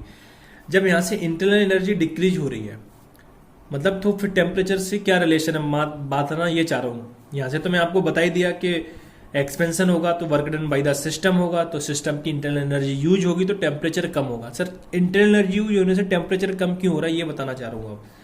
क्या बोला अपन ने, it utilise its internal energy that is internal energy of system decreases. इसका मतलब ये हुआ, अपने ये चीज पढ़ा, जो इंटरनल एनर्जी वो फंक्शन किसका है, टेम्परेचर का है। आपको याद होगा प्रीवियस लेक्चर में चीज बता चुका हूं कि इंटरनल एनर्जी क्या है, हमारा फंक्शन ऑफ टेम्परेचर है। तो भाई जब इंटरनल एनर्जी कम होगी तो टेम्परेचर भी क्या होगा, कम होगा। यहां से ये कॉन्सेप्ट आ रहा है एक्चुअली में, ठीक है, समझ रहे हो ना। तो इस चीज को बताने के लिए अपन ने इतना काम कर लिया, और उम्मीद करता हूं मैं कॉन्सेप्चुअली सारी चीज आपको बताया हूं तो आपको ये चीज समझ में आ जाएगी, याद रखने में आसानी होगी। तो अब इसके लिए जो दो इंपोर्टेंट पॉइंट है जो आपको फाइनली याद रखने हैं कि एडियाबैटिक प्रोसेस के लिए, एडियाबैटिक प्रोसेस में कौन सा एक्सपेंशन, एक्सपेंशन हो रहा है, यानी कि ये वाली प्रोसेस, ये एक्सपेंशन में वॉल्यूम बढ़ रहा है, work done by the system हो रहा है, work done by the system हो रहा है, सिस्टम की इंटरनल एनर्जी कम हो रही है, इंटरनल एनर्जी कम हो रही है, that means internal energy function of temperature है, तो इंटरनल एनर्जी कम हो रही है तो टेम्परेचर कम हो रहा है, टेम्परेचर कम हो रहा है, डेट मीन्स मैं ये बोल सकता हूं कि एडियाबैटिक एक्सपेंशन होगा तो वहां हम क्या बोल सकते हैं कि कूलिंग हो रही होगी, क्या हो रही होगी, कूलिंग हो रही होगी।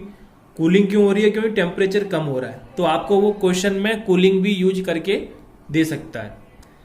दूसरा अगर बोलता है adiabatic compression, adiabatic compression, compression का मतलब क्या है, यहां फिर से आ जाओ, कंप्रेशन में क्या होगा, वॉल्यूम कम होगा, मैं यहां लिख दे रहा हूं एडियाबैटिक कंप्रेशन है ना। अच्छा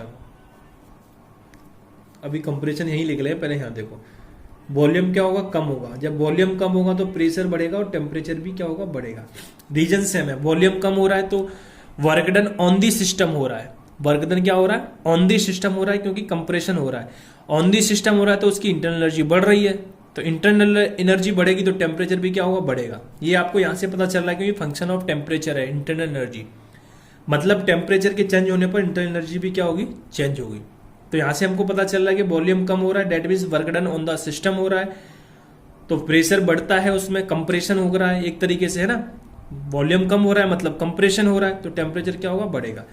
तो यहां पे अगर आपसे लिखा होगा एडियाबैटिक कंप्रेशन तो मतलब हीटिंग हो रही होगी, वहां क्या हो रहा होगा, हीटिंग हो रही होगी और टेम्परेचर क्या हो रहा होगा, इंक्रीज होगा। तो आपके जो मोस्ट इंपोर्टेंट पॉइंट है वो आपके ये दो, ये याद रखना है और आपको ये चीज पता होना चाहिए, नीट के लिए भी ये तो इंपॉर्टेंट है, ये चीज, ये दो चीज आपको इतने में से पता होना चाहिए। अब अपन आ जाते हैं यहाँ पे ग्राफ पे, पहले है ना ग्राफ कंप्लीट कर लेते हैं। एक तो आपका ये ग्राफ हो गया, तो इससे पता चल रहा है वॉल्यूम बढ़ रहा है तो एक्सपेंशन हो रहा है, ठीक है सर। अब आ जाओ वॉल्यूम और टेम्परेचर में, तो हम एक्सपेंशन के लिए बात कर रहे हैं, तो इसमें भी आपका क्या होगा,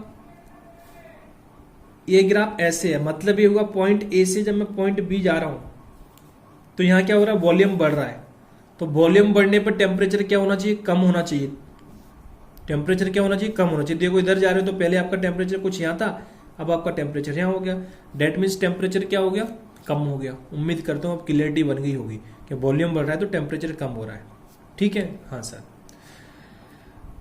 अब इधर भी आ जाओ, पीटी ग्राफ, ये आपका कुछ ऐसे होगा, बट इसमें क्या करना है, ये पॉइंट ए पॉइंट बी। अब इसमें मैंने पॉइंट ए क्यों माना, क्योंकि आप देख रहे हो इसमें क्या हो रहा है, प्रेशर कम हो रहा है। देखो यहां पे आपका प्रेशर कहीं ये था, पॉइंट बी पे प्रेशर आपका कहीं ये होगा, जब प्रेशर कम हो रहा है तो टेम्परेचर क्या होना चाहिए, कम, तो इसलिए अपन ये ग्राफ का एरो कैसे होगा, ये होगा। समझ गए ना, उम्मीद करता हूं समझ में आ रहा होगा, क्योंकि पॉइंट यहां से देखो प्रेशर कम हो रहा है, पहले प्रेशर ये था फिर ये प्रेशर कम हो गया, क्योंकि ग्राफ पता है ना भाई, ये ऐसे जाते हैं, सारी चीज तो सबको पता होगा। जब प्रेशर कम हो रहा है तो टेम्परेचर भी कम होना चाहिए, तो एरो कैसे आएगा, ऐसे, ठीक है। तो ये जो ग्राफ है, अब ये ग्राफ भी आपको पता होना चाहिए, और ये कंडीशंस है ना, ये कंडीशंस इंपॉर्टेंट कंडीशन है, आपको याद होना चाहिए, ठीक है। अब अपन कुछ क्वेश्चंस करते हैं,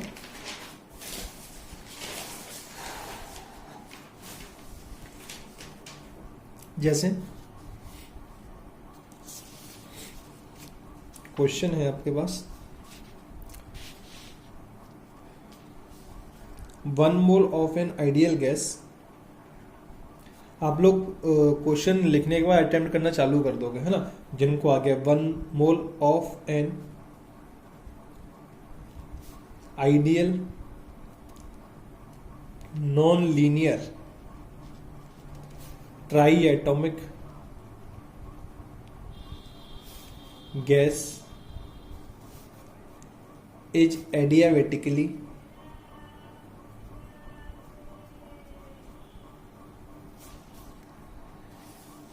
expanded such that its temperature falls by 100 kelvin. Clear? अब देखो इस टाइप के क्वेश्चंस तो आपके एग्जाम में आते हैं। अब देखो सबसे पहले आपको क्वेश्चन में दिया क्या है वो डाटा लिख लो। आपको बोला है 1 मोल, तो आपको पता चल गया एन की वैल्यू 1 दे रखा है ना? ठीक है। दूसरी चीज आपको बोला an ideal non linear try atomic gas. अब आपको यहां से पता चल गया आपको सीवी और गामा की वैल्यू पता चलने वाली है। तो ट्राई एटॉमिक के लिए गामा की वैल्यू क्या होती है 4/3। ये सब मैं आपको प्रीवियस लेक्चर में बता चुका हूं, है ना? 3 केसेस बनाया था, मोनो एटॉमिक, डाई एटॉमिक और ट्राई एटॉमिक, है ना, जिसे पॉली एटॉमिक बोला था, है ना? ट्राई एटॉमिक के लिए भी शायद अलग से बनाया था। तो वहां से आप ये वैल्यू में कैलकुलेट करना बताया हूं, कुल मिला के गामा की कैसे करते हैं, सीबी की कैसे करते हैं। तो आप कैलकुलेट कर ले तो अच्छा है, मतलब याद रख लो तो अच्छा, नहीं तो आप वहां फॉर्मूला दिया है वहां से कैलकुलेट कर लोगे ना। यहाँ हम कैलकुलेट करने में टाइम खोटी नहीं करेंगे। मैं आपको एक बार कैलकुलेट करा चुका हूँ, और आपको क्वेश्चन अगर कम समय में करना है तो वो चीज़ जो छोटी छोटी चीज़ें वो आपको याद ही होना चाहिए। ठीक है? तो गामा की वैल्यू कैसे करते हैं, अपन ने फॉर्मूला लिखा था ना 2+1/f फ्रीडम वाला, है ना? तो फ्रीडम ट्राई एटॉमिक के लिए कितनी होती है ये सब अपन बात कर चुके थे, है ना? तो आप वहां से ये वैल्यू निकलती है। आप प्रीवियस लेक्चर देखोगे अपने पेज पलट के, आई थिंक वो मैंने 4th लेक्चर में कराया होगा, है ना? तो वहां से आप देख लोगे वैल्यू कैसे आती है। सीवी की वैल्यू कितनी आएगी 3R, ये सब वहां से आएगा। अब आपको कुछ नहीं करना है इसमें। ट्राई एटॉमिक ये आपने लिख लिया ट्राई एटॉमिक के बेसिस पर ये इंफॉर्मेशन। अब बोला एडियाबेटिकली, तो एडियाबेटिकली नाम आते ही क्यू की वैल्यू 0 हो जाएगी। Extended such that its temperature falls by 100 kelvin. Temperature falls हो रहा है कितने से 100 केल्विन से। तो बस अब आप क्या करोगे, इसमें फॉर्मूला यूज कर लोगे। W इक्वल टू, अभी जो आपको फॉर्मूला मैंने लिखाया है, क्या लिखा है, W इक्वल टू आपको कैलकुलेट करना है ना, बोले ट्राई एटॉमिक गैस सच डेट एक्स टेम्परेचर। आपको इसके लिए वर्क कैलकुलेट करना है, और डेल्टा ई कैलकुलेट करना है, डेल्टा एच कैलकुलेट करना है, और क्यू कैलकुलेट करना है। सारी चीज कैलकुलेट करनी है, चारों क्वांटिटी। तो डब्ल्यू के लिए हमने अभी एक फॉर्मूला लिखा था, W equal to nRT delta T upon gamma -1, है ना? एक ये था, और दूसरा और था W equal to NR CV, है ना, NCV डेल्टा टी। आपका मेन फॉर्मूला ये था। ये किसके लिए था, डेल्टा ई निकालने के लिए, NCV डेल्टा टी। क्लियर है? तो मैं इसी फॉर्मूले से जा रहा हूं अभी। ठीक है, NCV डेल्टा टी, और जो आपका डेल्टा ई था वही क्या था, W था, एडियाबेटिक प्रोसेस के लिए बात कर चुके हैं अभी। तो अब आपको इस क्वेश्चन के अंदर एक चीज देखो, N की वैल्यू पता है कितनी 1, CV की वैल्यू पता है कितनी 3R। अब डेल्टा टी की वैल्यू कैसे पुट करोगे, T2 माइनस का T1।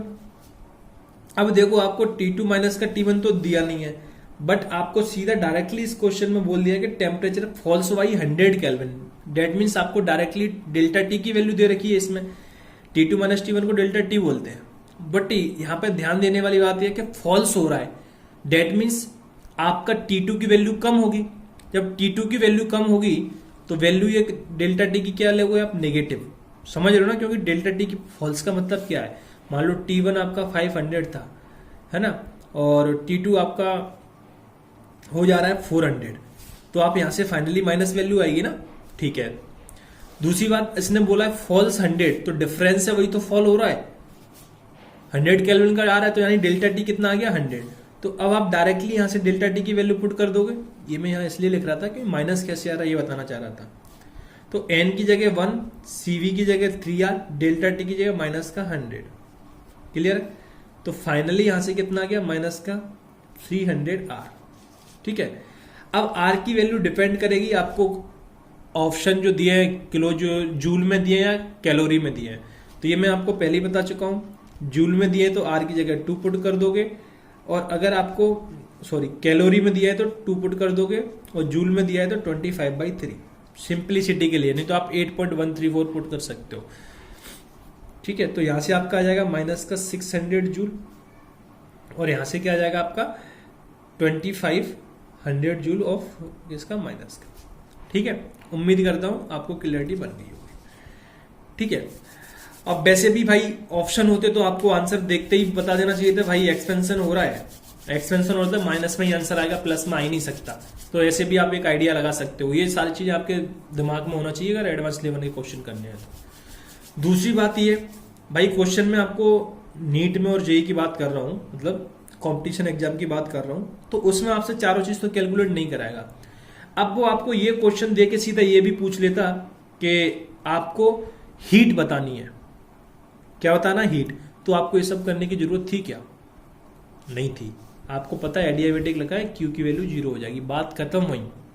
ऐसे क्वेश्चंस भी आते हैं, नीट की बात कर रहा हूं, आए हैं ऐसे क्वेश्चंस कि इतना लंबा चौड़ा भर दिया क्वेश्चन, बाद में एडियाबेटिक बोल दिया और हीट पूछ लिया, तो भाई हीट तो 0 ही होनी है, बात खत्म, ये सब करना ही नहीं है। तो ये सारी चीजें छोटी छोटी बातें जो आपके दिमाग में होना चाहिए किसी भी क्वेश्चन को सॉल्व करने के लिए। तो आपका जो W होगा वो डेल्टा ई हो जाएगा, ये अपन देख चुके हैं अभी, Q की वैल्यू आ गई। अब बात करेंगे डेल्टा एच की। डेल्टा एच क्या था? गामा इंटू डेल्टा ई। क्लियर है? तो गामा की वैल्यू कितनी है? 4/3। डेल्टा ई कितना है? कौन सा भी ले लो इसमें से, है ना, ये ले रहे अपन आर के फॉर्म में, फिर जिसमें आपको निकालना हो उसमें निकाल लेना। तो यहां से ये 100 हुआ तो कितना आ गया? माइनस का 400 आर। जूल में निकालना है तो 100 आर की जगह ये पुट कर दो, कैलोरी में निकालना है तो ये, यहाँ कैलोरी है ना। ठीक है, तो इस टाइप के क्वेश्चंस तो आपसे पूछे जाते हैं। ठीक है, एक क्वेश्चन और क्वेश्चन लेते हैं इसमें। Next question, N ideal gas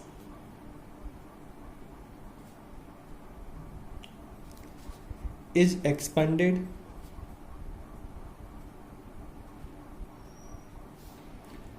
adiabatically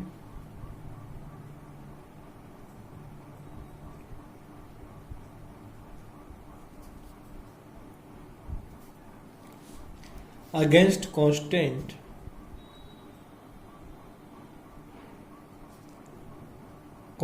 pressure, against constant external pressure।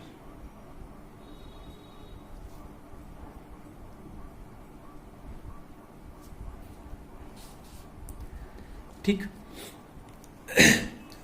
of 2 bar from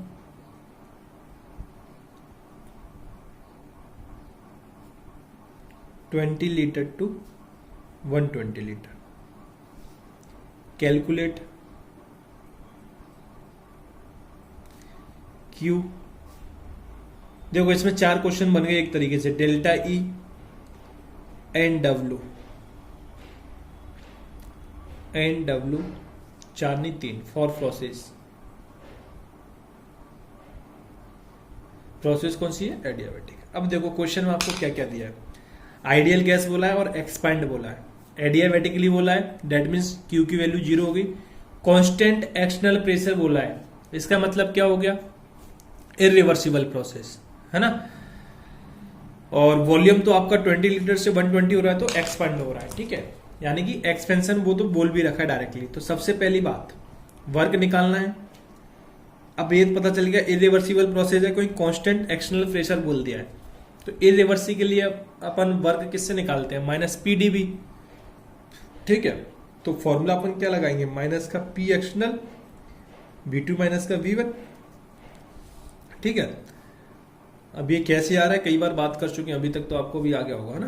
तो -2 मतलब माइनस सिम्बॉल है, P एक्सटर्नल आपको दे रखा है 2 बार, V2 की वैल्यू कितना है? 120, V1 की कितना है? 20। तो यहां से कितना आ गया आपके पास? ये अंदर कितना बचा? 100, तो माइनस का 200 बार लीटर में। फिर से बोल रहा हूं, यूनिट का विशेष ध्यान देना। आपको अगर इसको जूल में कन्वर्ट करना है तो आप क्या करोगे? माइनस का 200 इंटू 100 जूल। क्लियर?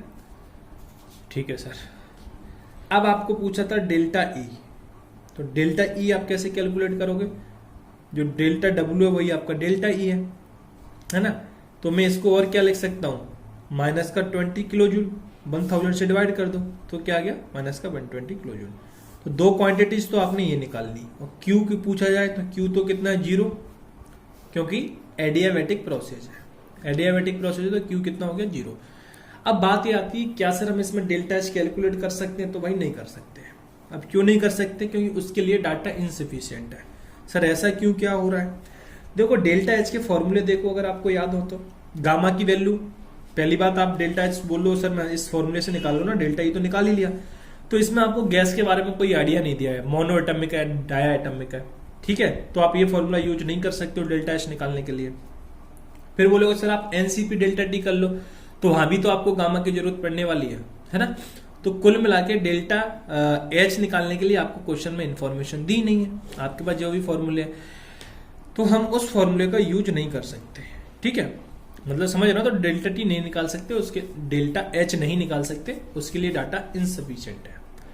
अब मैं जो अगला क्वेश्चन लेने जा रहा हूं है ना, वो सिर्फ एडवांस के लिए है, बट देखेंगे सारे लोग, मैं फिर से बोलता हूं क्योंकि क्वेश्चन देखने से एक आपको कॉन्सेप्ट में क्लियरिटी बनती है जब आप अच्छे लेवल के क्वेश्चंस करते हो तो, है ना, ठीक है। बायो वालों चाहे तो छोड़ दे, उनके में तो ये नहीं आएगा, ये एडवांस में का ही लेवल का क्वेश्चन है, तो मैं इसे टॉपर चॉइस भी बोलता हूँ, टीसी टॉपर चॉइस, है ना, ठीक है। बहुत अच्छे लेवल का क्वेश्चन है। 1 mole of an ideal non linear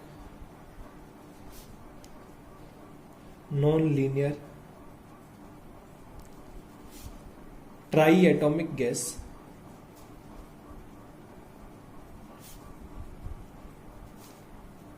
is adiabatically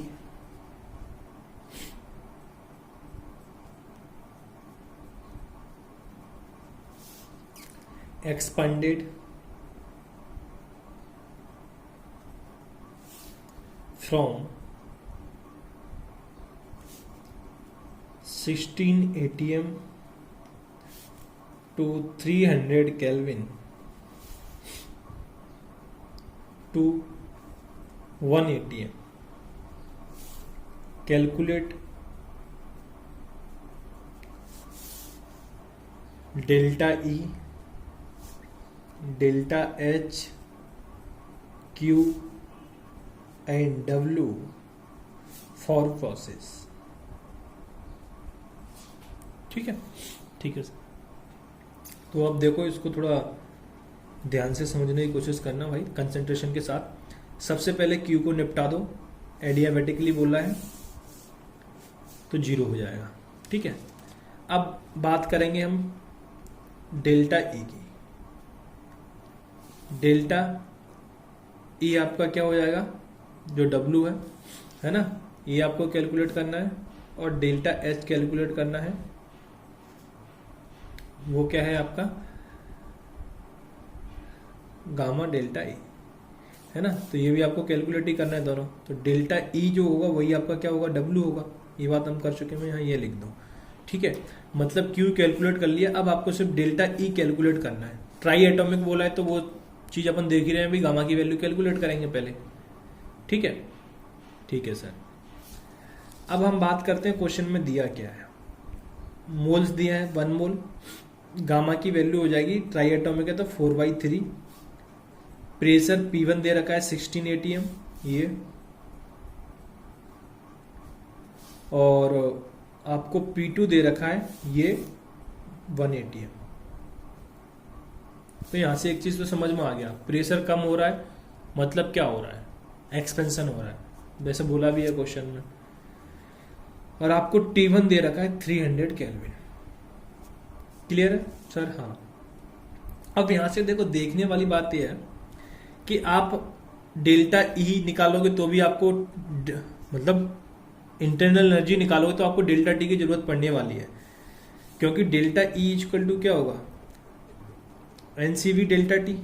delta T के लिए आपको 2 टेम्परेचर पता होना चाहिए, जो कि इस क्वेश्चन में एक ही टेम्परेचर दिया है T1, T2 आपको दिया नहीं है, ठीक है, पहली बात समझ रहे हो ना। और दूसरी बात, आपको अगर ये टेम्परेचर बोलता डायरेक्टली फॉल्स हो रहा है, जैसे कि प्रीवियस एक क्वेश्चन में कराया था, उसमें बोला था कि 100 केल्विन से फॉल्स हो रहा है, तो वो डेल्टा टी की वैल्यू हो जाती है, बट ऐसा तो इसमें दिया नहीं है। तो मतलब आपको T2 की वैल्यू पहले कैलकुलेट करनी पड़ेगी, जब भी आप क्वेश्चंस में आगे रन कर पाओगे, क्योंकि डेल्टा ई निकालोगे जब भी डब्ल्यू निकलेगा, जब भी डेल्टा एच निकलेगा। तो आपको एन पता है और सी भी पता है, सी भी तो आप इससे निकाल लोगे, है ना। या सी भी नहीं निकालो तो इस फॉर्मूले को डायरेक्टली वैल्यू पुट कर लोगे, समझ रहे हो ना। पर डेल्टा टी के लिए आपको T2 पता होना चाहिए, पहली बात, ठीक है, इतना समझ में आता है।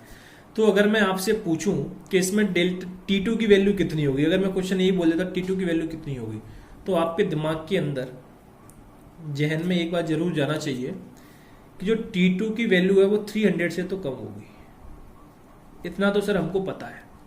सर कैसे पता है? क्या बोला है? Adiabatically expand. एडियाबेटिकली एक्सपेंड का मतलब क्या है? अभी आपको पता है कूलिंग होगी। क्या होगी? कूलिंग होगी। अभी आपको जो इंपोर्टेंट पॉइंट 2 लिखाया था, अगर आपको याद हो, नहीं है तो हम तो बैठे ही ना याद दिलाने के लिए। एडियाबेटिक एक्सपेंशन, एक्सपेंशन मतलब कूलिंग, कूलिंग मतलब टेम्परेचर कम होना, समझ रहे हो ना। तो यहाँ एडियाबेटिकली एक्सपेंशन बोल दिया है तो मतलब टेम्परेचर तो आपका कम होना चाहिए। तो इनिशियल दिया है तो फाइनल टेम्परेचर क्या होगा? कम होगा। समझ में आ गया? हाँ सर आ गया कि T2 की वैल्यू 300 से कम होने वाली है। तो अब इसके लिए हम उस रिलेशन को यूज करेंगे जो अभी मैं आपको लिखाया, P की पावर 1 माइनस गामा T की power gamma equal to K। देखो ऐसा क्वेश्चन नीट में तो कभी नहीं आएगा। मैं ऐसा नहीं बोल रहा कि नीट का लेवल कम है, मैं इसलिए बोल रहा हूँ ये चीज क्योंकि नीट में क्वेश्चंस के लिए टाइम कम रहता है। तो भाई एग्जामिनर भी जानता है जितना टाइम है उसी के अकॉर्डिंग आपको क्वेश्चंस देगा, है ना। ठीक है, अब यहां से ये कांस्टेंट है तो मैं यहां से ये लिख सकता हूं P1 की पावर 1 माइनस गामा T1 की power gamma equal to P2 की पावर 1 माइनस गामा T2 की पावर गामा। ये लिख सकता हूं? हाँ सर ये तो लिख सकते हो आप। फिर ठीक है, P1 आपको दे रखा है कितना? 16 की पावर गामा, गामा की वैल्यू कितनी है? 4/3।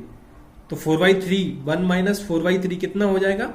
माइनस का 1/3, 1 माइनस का 4/3। चलो एक बार लिख ही दे रहा हूं। T1 की वैल्यू दे रखी है 300, गामा की वैल्यू 4/3 इक्वल टू P2 की वैल्यू दे रखी है 1 माइनस का 4/3 और T2 की वैल्यू तो आपको कैलकुलेट करनी है ना, और इसकी 4/3। तो ये 16 की पावर आप क्या लिख दोगे? माइनस का 1/3, यही बचेगा। 300 की पावर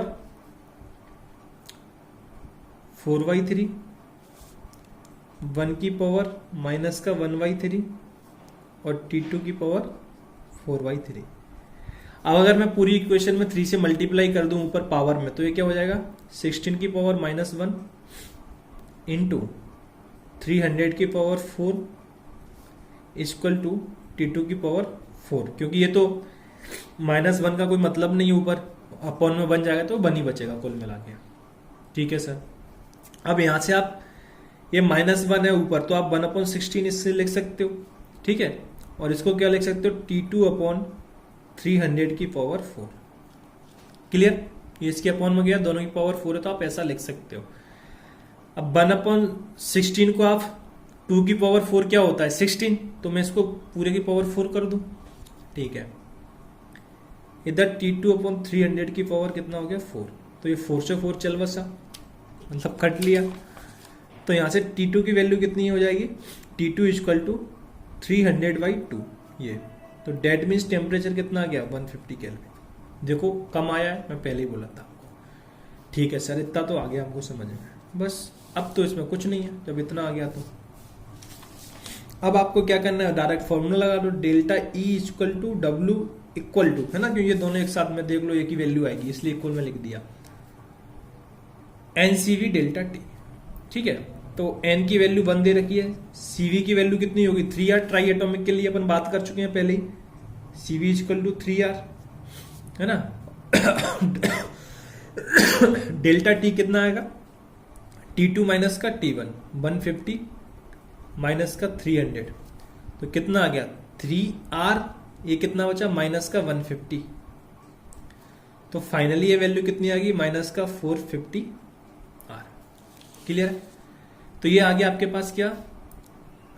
डेल्टा E और W। ठीक है, अब आपको डेल्टा एच निकालना है, तो डेल्टा एच इक्वल टू क्या है, गामा इंटू डेल्टा ई।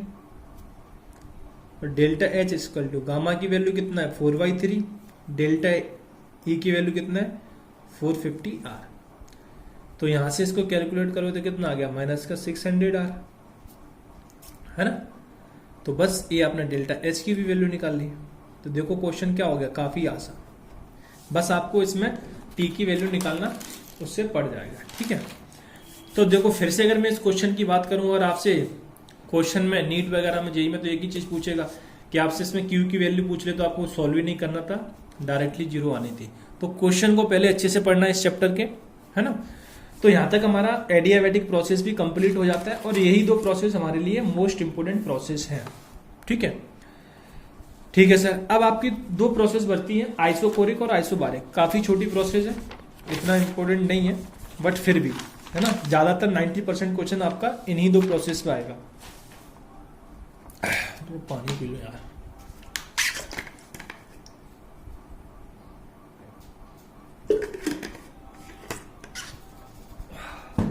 अब हम बात करेंगे आइसोकोरिक प्रोसेस के बारे में।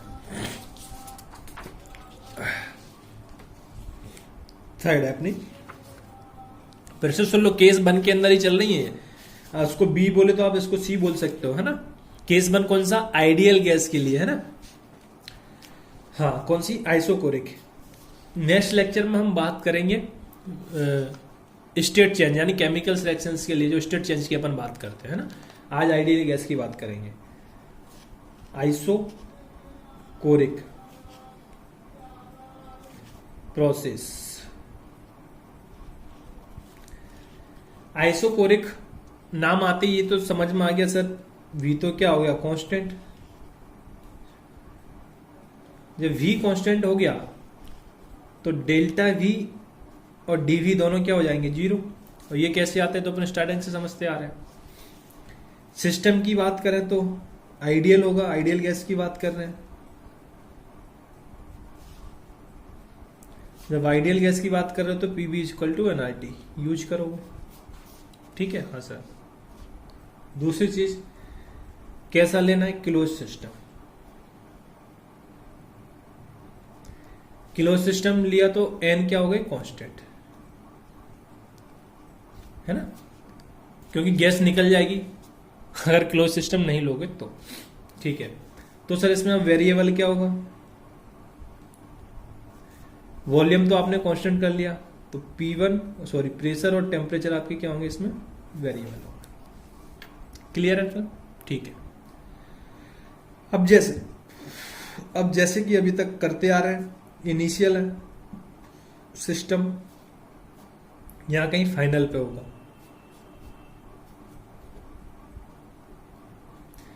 इनिशियल पे आपका प्रेशर होगा P1 और टेम्परेचर होगा T1, क्लियर। फाइनल पे आपका प्रेशर होगा P2 और टेम्परेचर होगा T2, क्लियर है। और वॉल्यूम तो क्या है, कांस्टेंट, ठीक है। फिर से याद करो, क्या याद करें sir, PV equal to NRT. Volume तो क्या है, कांस्टेंट, तो आप ये लिखते हो P/T equal to NR/V। N constant, R constant, V constant, तो अब मैं ये लिख सकता हूं P1 T1 equal to P2 T2,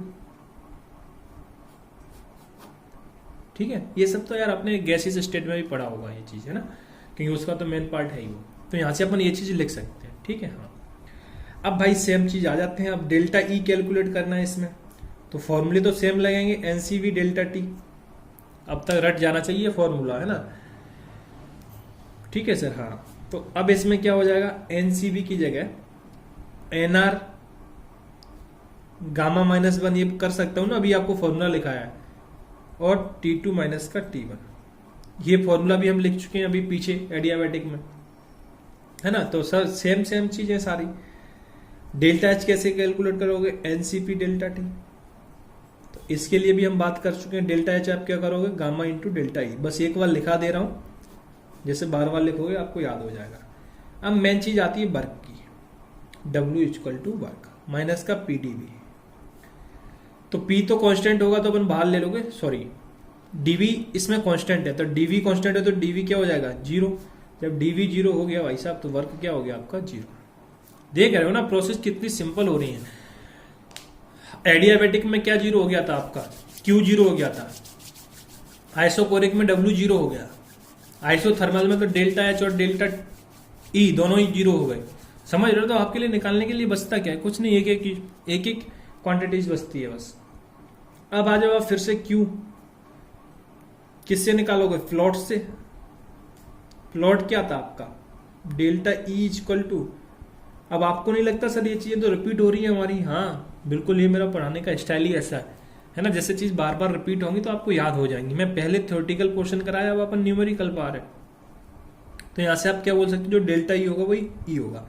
तो आप एक चीज और इसमें ऑब्जर्व कर पा रहे होंगे कि इसमें आपको निकालनी कोई एक क्वांटिटी है, बाकी तो ऐसे इसमें मान लो देखो डब्ल्यू जीरो हो गया, आपने डेल्टा ई निकाल लिया तो आपका क्यू भी निकल गया, तो आपको फाइनली डेल्टा ई तो निकालना है और इससे गामा से मल्टीप्लाई करो तो डेल्टा एच हो जाएगा। तो काफी आसान है। ठीक है सर। तो अब यहां से भी आप एक चीज और बोल सकते हो, क्या कि एट फॉर आइसोकोरिक प्रोसेस के लिए जो आपका हीट है वो कौन सा फंक्शन है, स्टेट फंक्शन ना। ये चीज याद रखोगे, मैं वॉल्यूम में भी आपको लिखा चुका था। हीट एट कांस्टेंट वॉल्यूम, क्योंकि आइसोकोरिक का मतलब भी क्या है, constant volume is an state function, क्योंकि ये उसके इक्वल हो गया। ठीक है। हाँ रुक जाओ यार।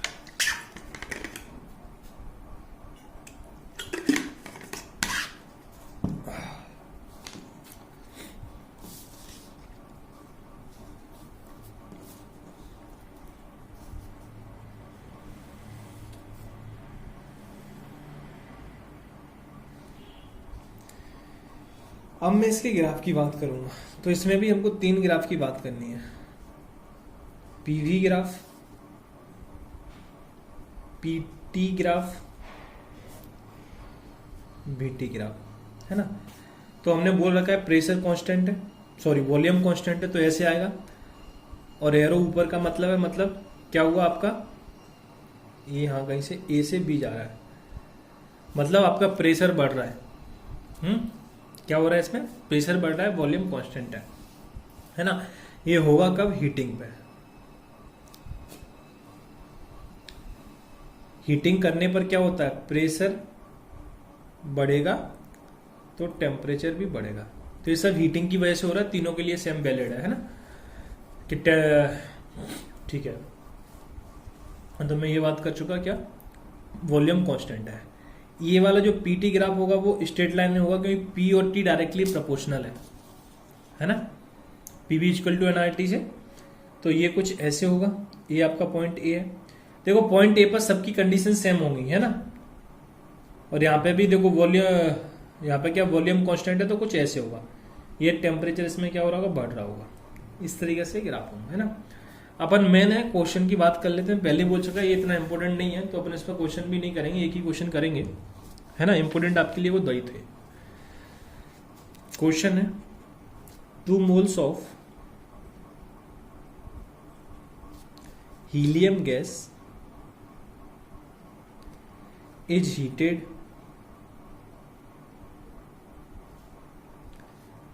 isochorically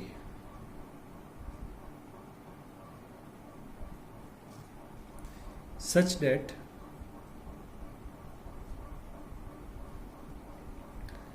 its temperature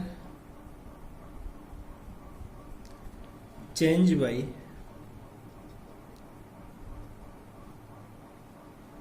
200 Kelvin. Calculate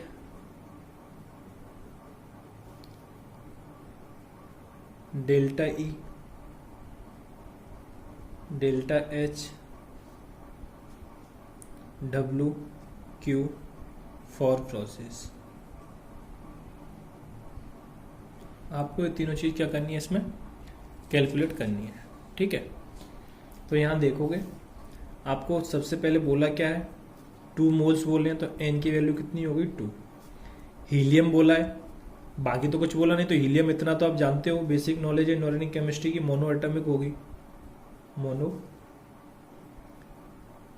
atomic gas. लिए गामा की वैल्यू कितनी होती है 5/3, तो सीवी की वैल्यू कितनी होती थी 3r/2। देखो जिन लोगों को ये चीज याद नहीं है ना, तो वो पहले मैं जो फॉर्मूला लिखाया हूँ आपको इनका कैसे कैलकुलेट करने, वहां से कैलकुलेट कर लोगे पहले। डेल्टा टी आपको चेंज इन टेम्परेचर दे रखा है 200 केल्विन, क्लियर है। सबसे पहली बात आइसोकोरिकली, तो डब्ल्यू तो कर दो 0, एक क्वांटिटी आपने तुरंत निकाल ली। अब आ जाओ डेल्टा ई इक्वल टू होगा आपका डेल्टा क्यू, है ना, देखो अभी ये बताया हूं यहां, ठीक है। तो अपन इसके लिए डेल्टा ई के लिए फॉर्मूला लगा दो एनसीवी डेल्टा टी, तो एन की वैल्यू 2 है, सीवी की वैल्यू 3r/2 और डेल्टा टी की वैल्यू कितना है, जल्दी से बोलो 200। क्या लगाया मैंने डेल्टा ई के लिए फॉर्मूला, एनसीवी डेल्टा टी, है ना। कई लोग होते हैं वो फॉर्मूले तो याद नहीं होंगे, फिर बोलेंगे सर समझ में नहीं आया कैसे क्या हुआ ये, है ना। तो इसको आप जब कैलकुलेट करते हो तो डेल्टा ई बोलो या फिर क्यू बोलो, वैल्यू कितनी आ जाएगी 600R, ठीक, ओके सर।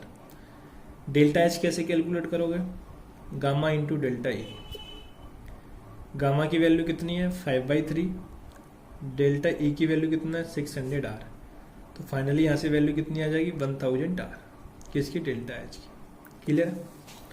तो उम्मीद करता हूँ ये सारी चीज़ आपको क्लियर हो गई होंगी। तो हम आज के लिए इतना ही रखेंगे, फिर नेक्स्ट लेक्चर में बात करेंगे अपन किसकी, केमिकल रिएक्शंस के बारे में, है ना। आपको काफ़ी मज़ा आएगा क्योंकि मैं आपको इलेक्ट्रो बोल रहा हूँ, थर्मो केमिस्ट्री पहले पढ़ा चुका हूँ, है ना। एक्चुअली में इसको पढ़ाने के बाद उसे पढ़ाते हैं, है ना, बट मैं आपको पहले वो करा चुका हूँ, तो आपको तो और ज़्यादा मज़ा आने वाले हैं। अब केमिकल्स वाले जो क्वेश्चंस हैं नेक्स्ट जो अपन कल स्टार्ट करने वाले हैं, वो आप ऐसे ही कर दोगे तुरंत, है ना। आइसोबारिक बचा है 5 मिनट का, बट अपन नेक्स्ट उसमें ही करेंगे, है ना। तो आज के लिए इतना ही, पढ़ते रहिए, खुश रहिए, है ना, और पढ़ाई पर ध्यान दिए, आपका भी एग्जाम आने वाला है ना। तो आज के लिए इतना ही, thank you, good bye, okay.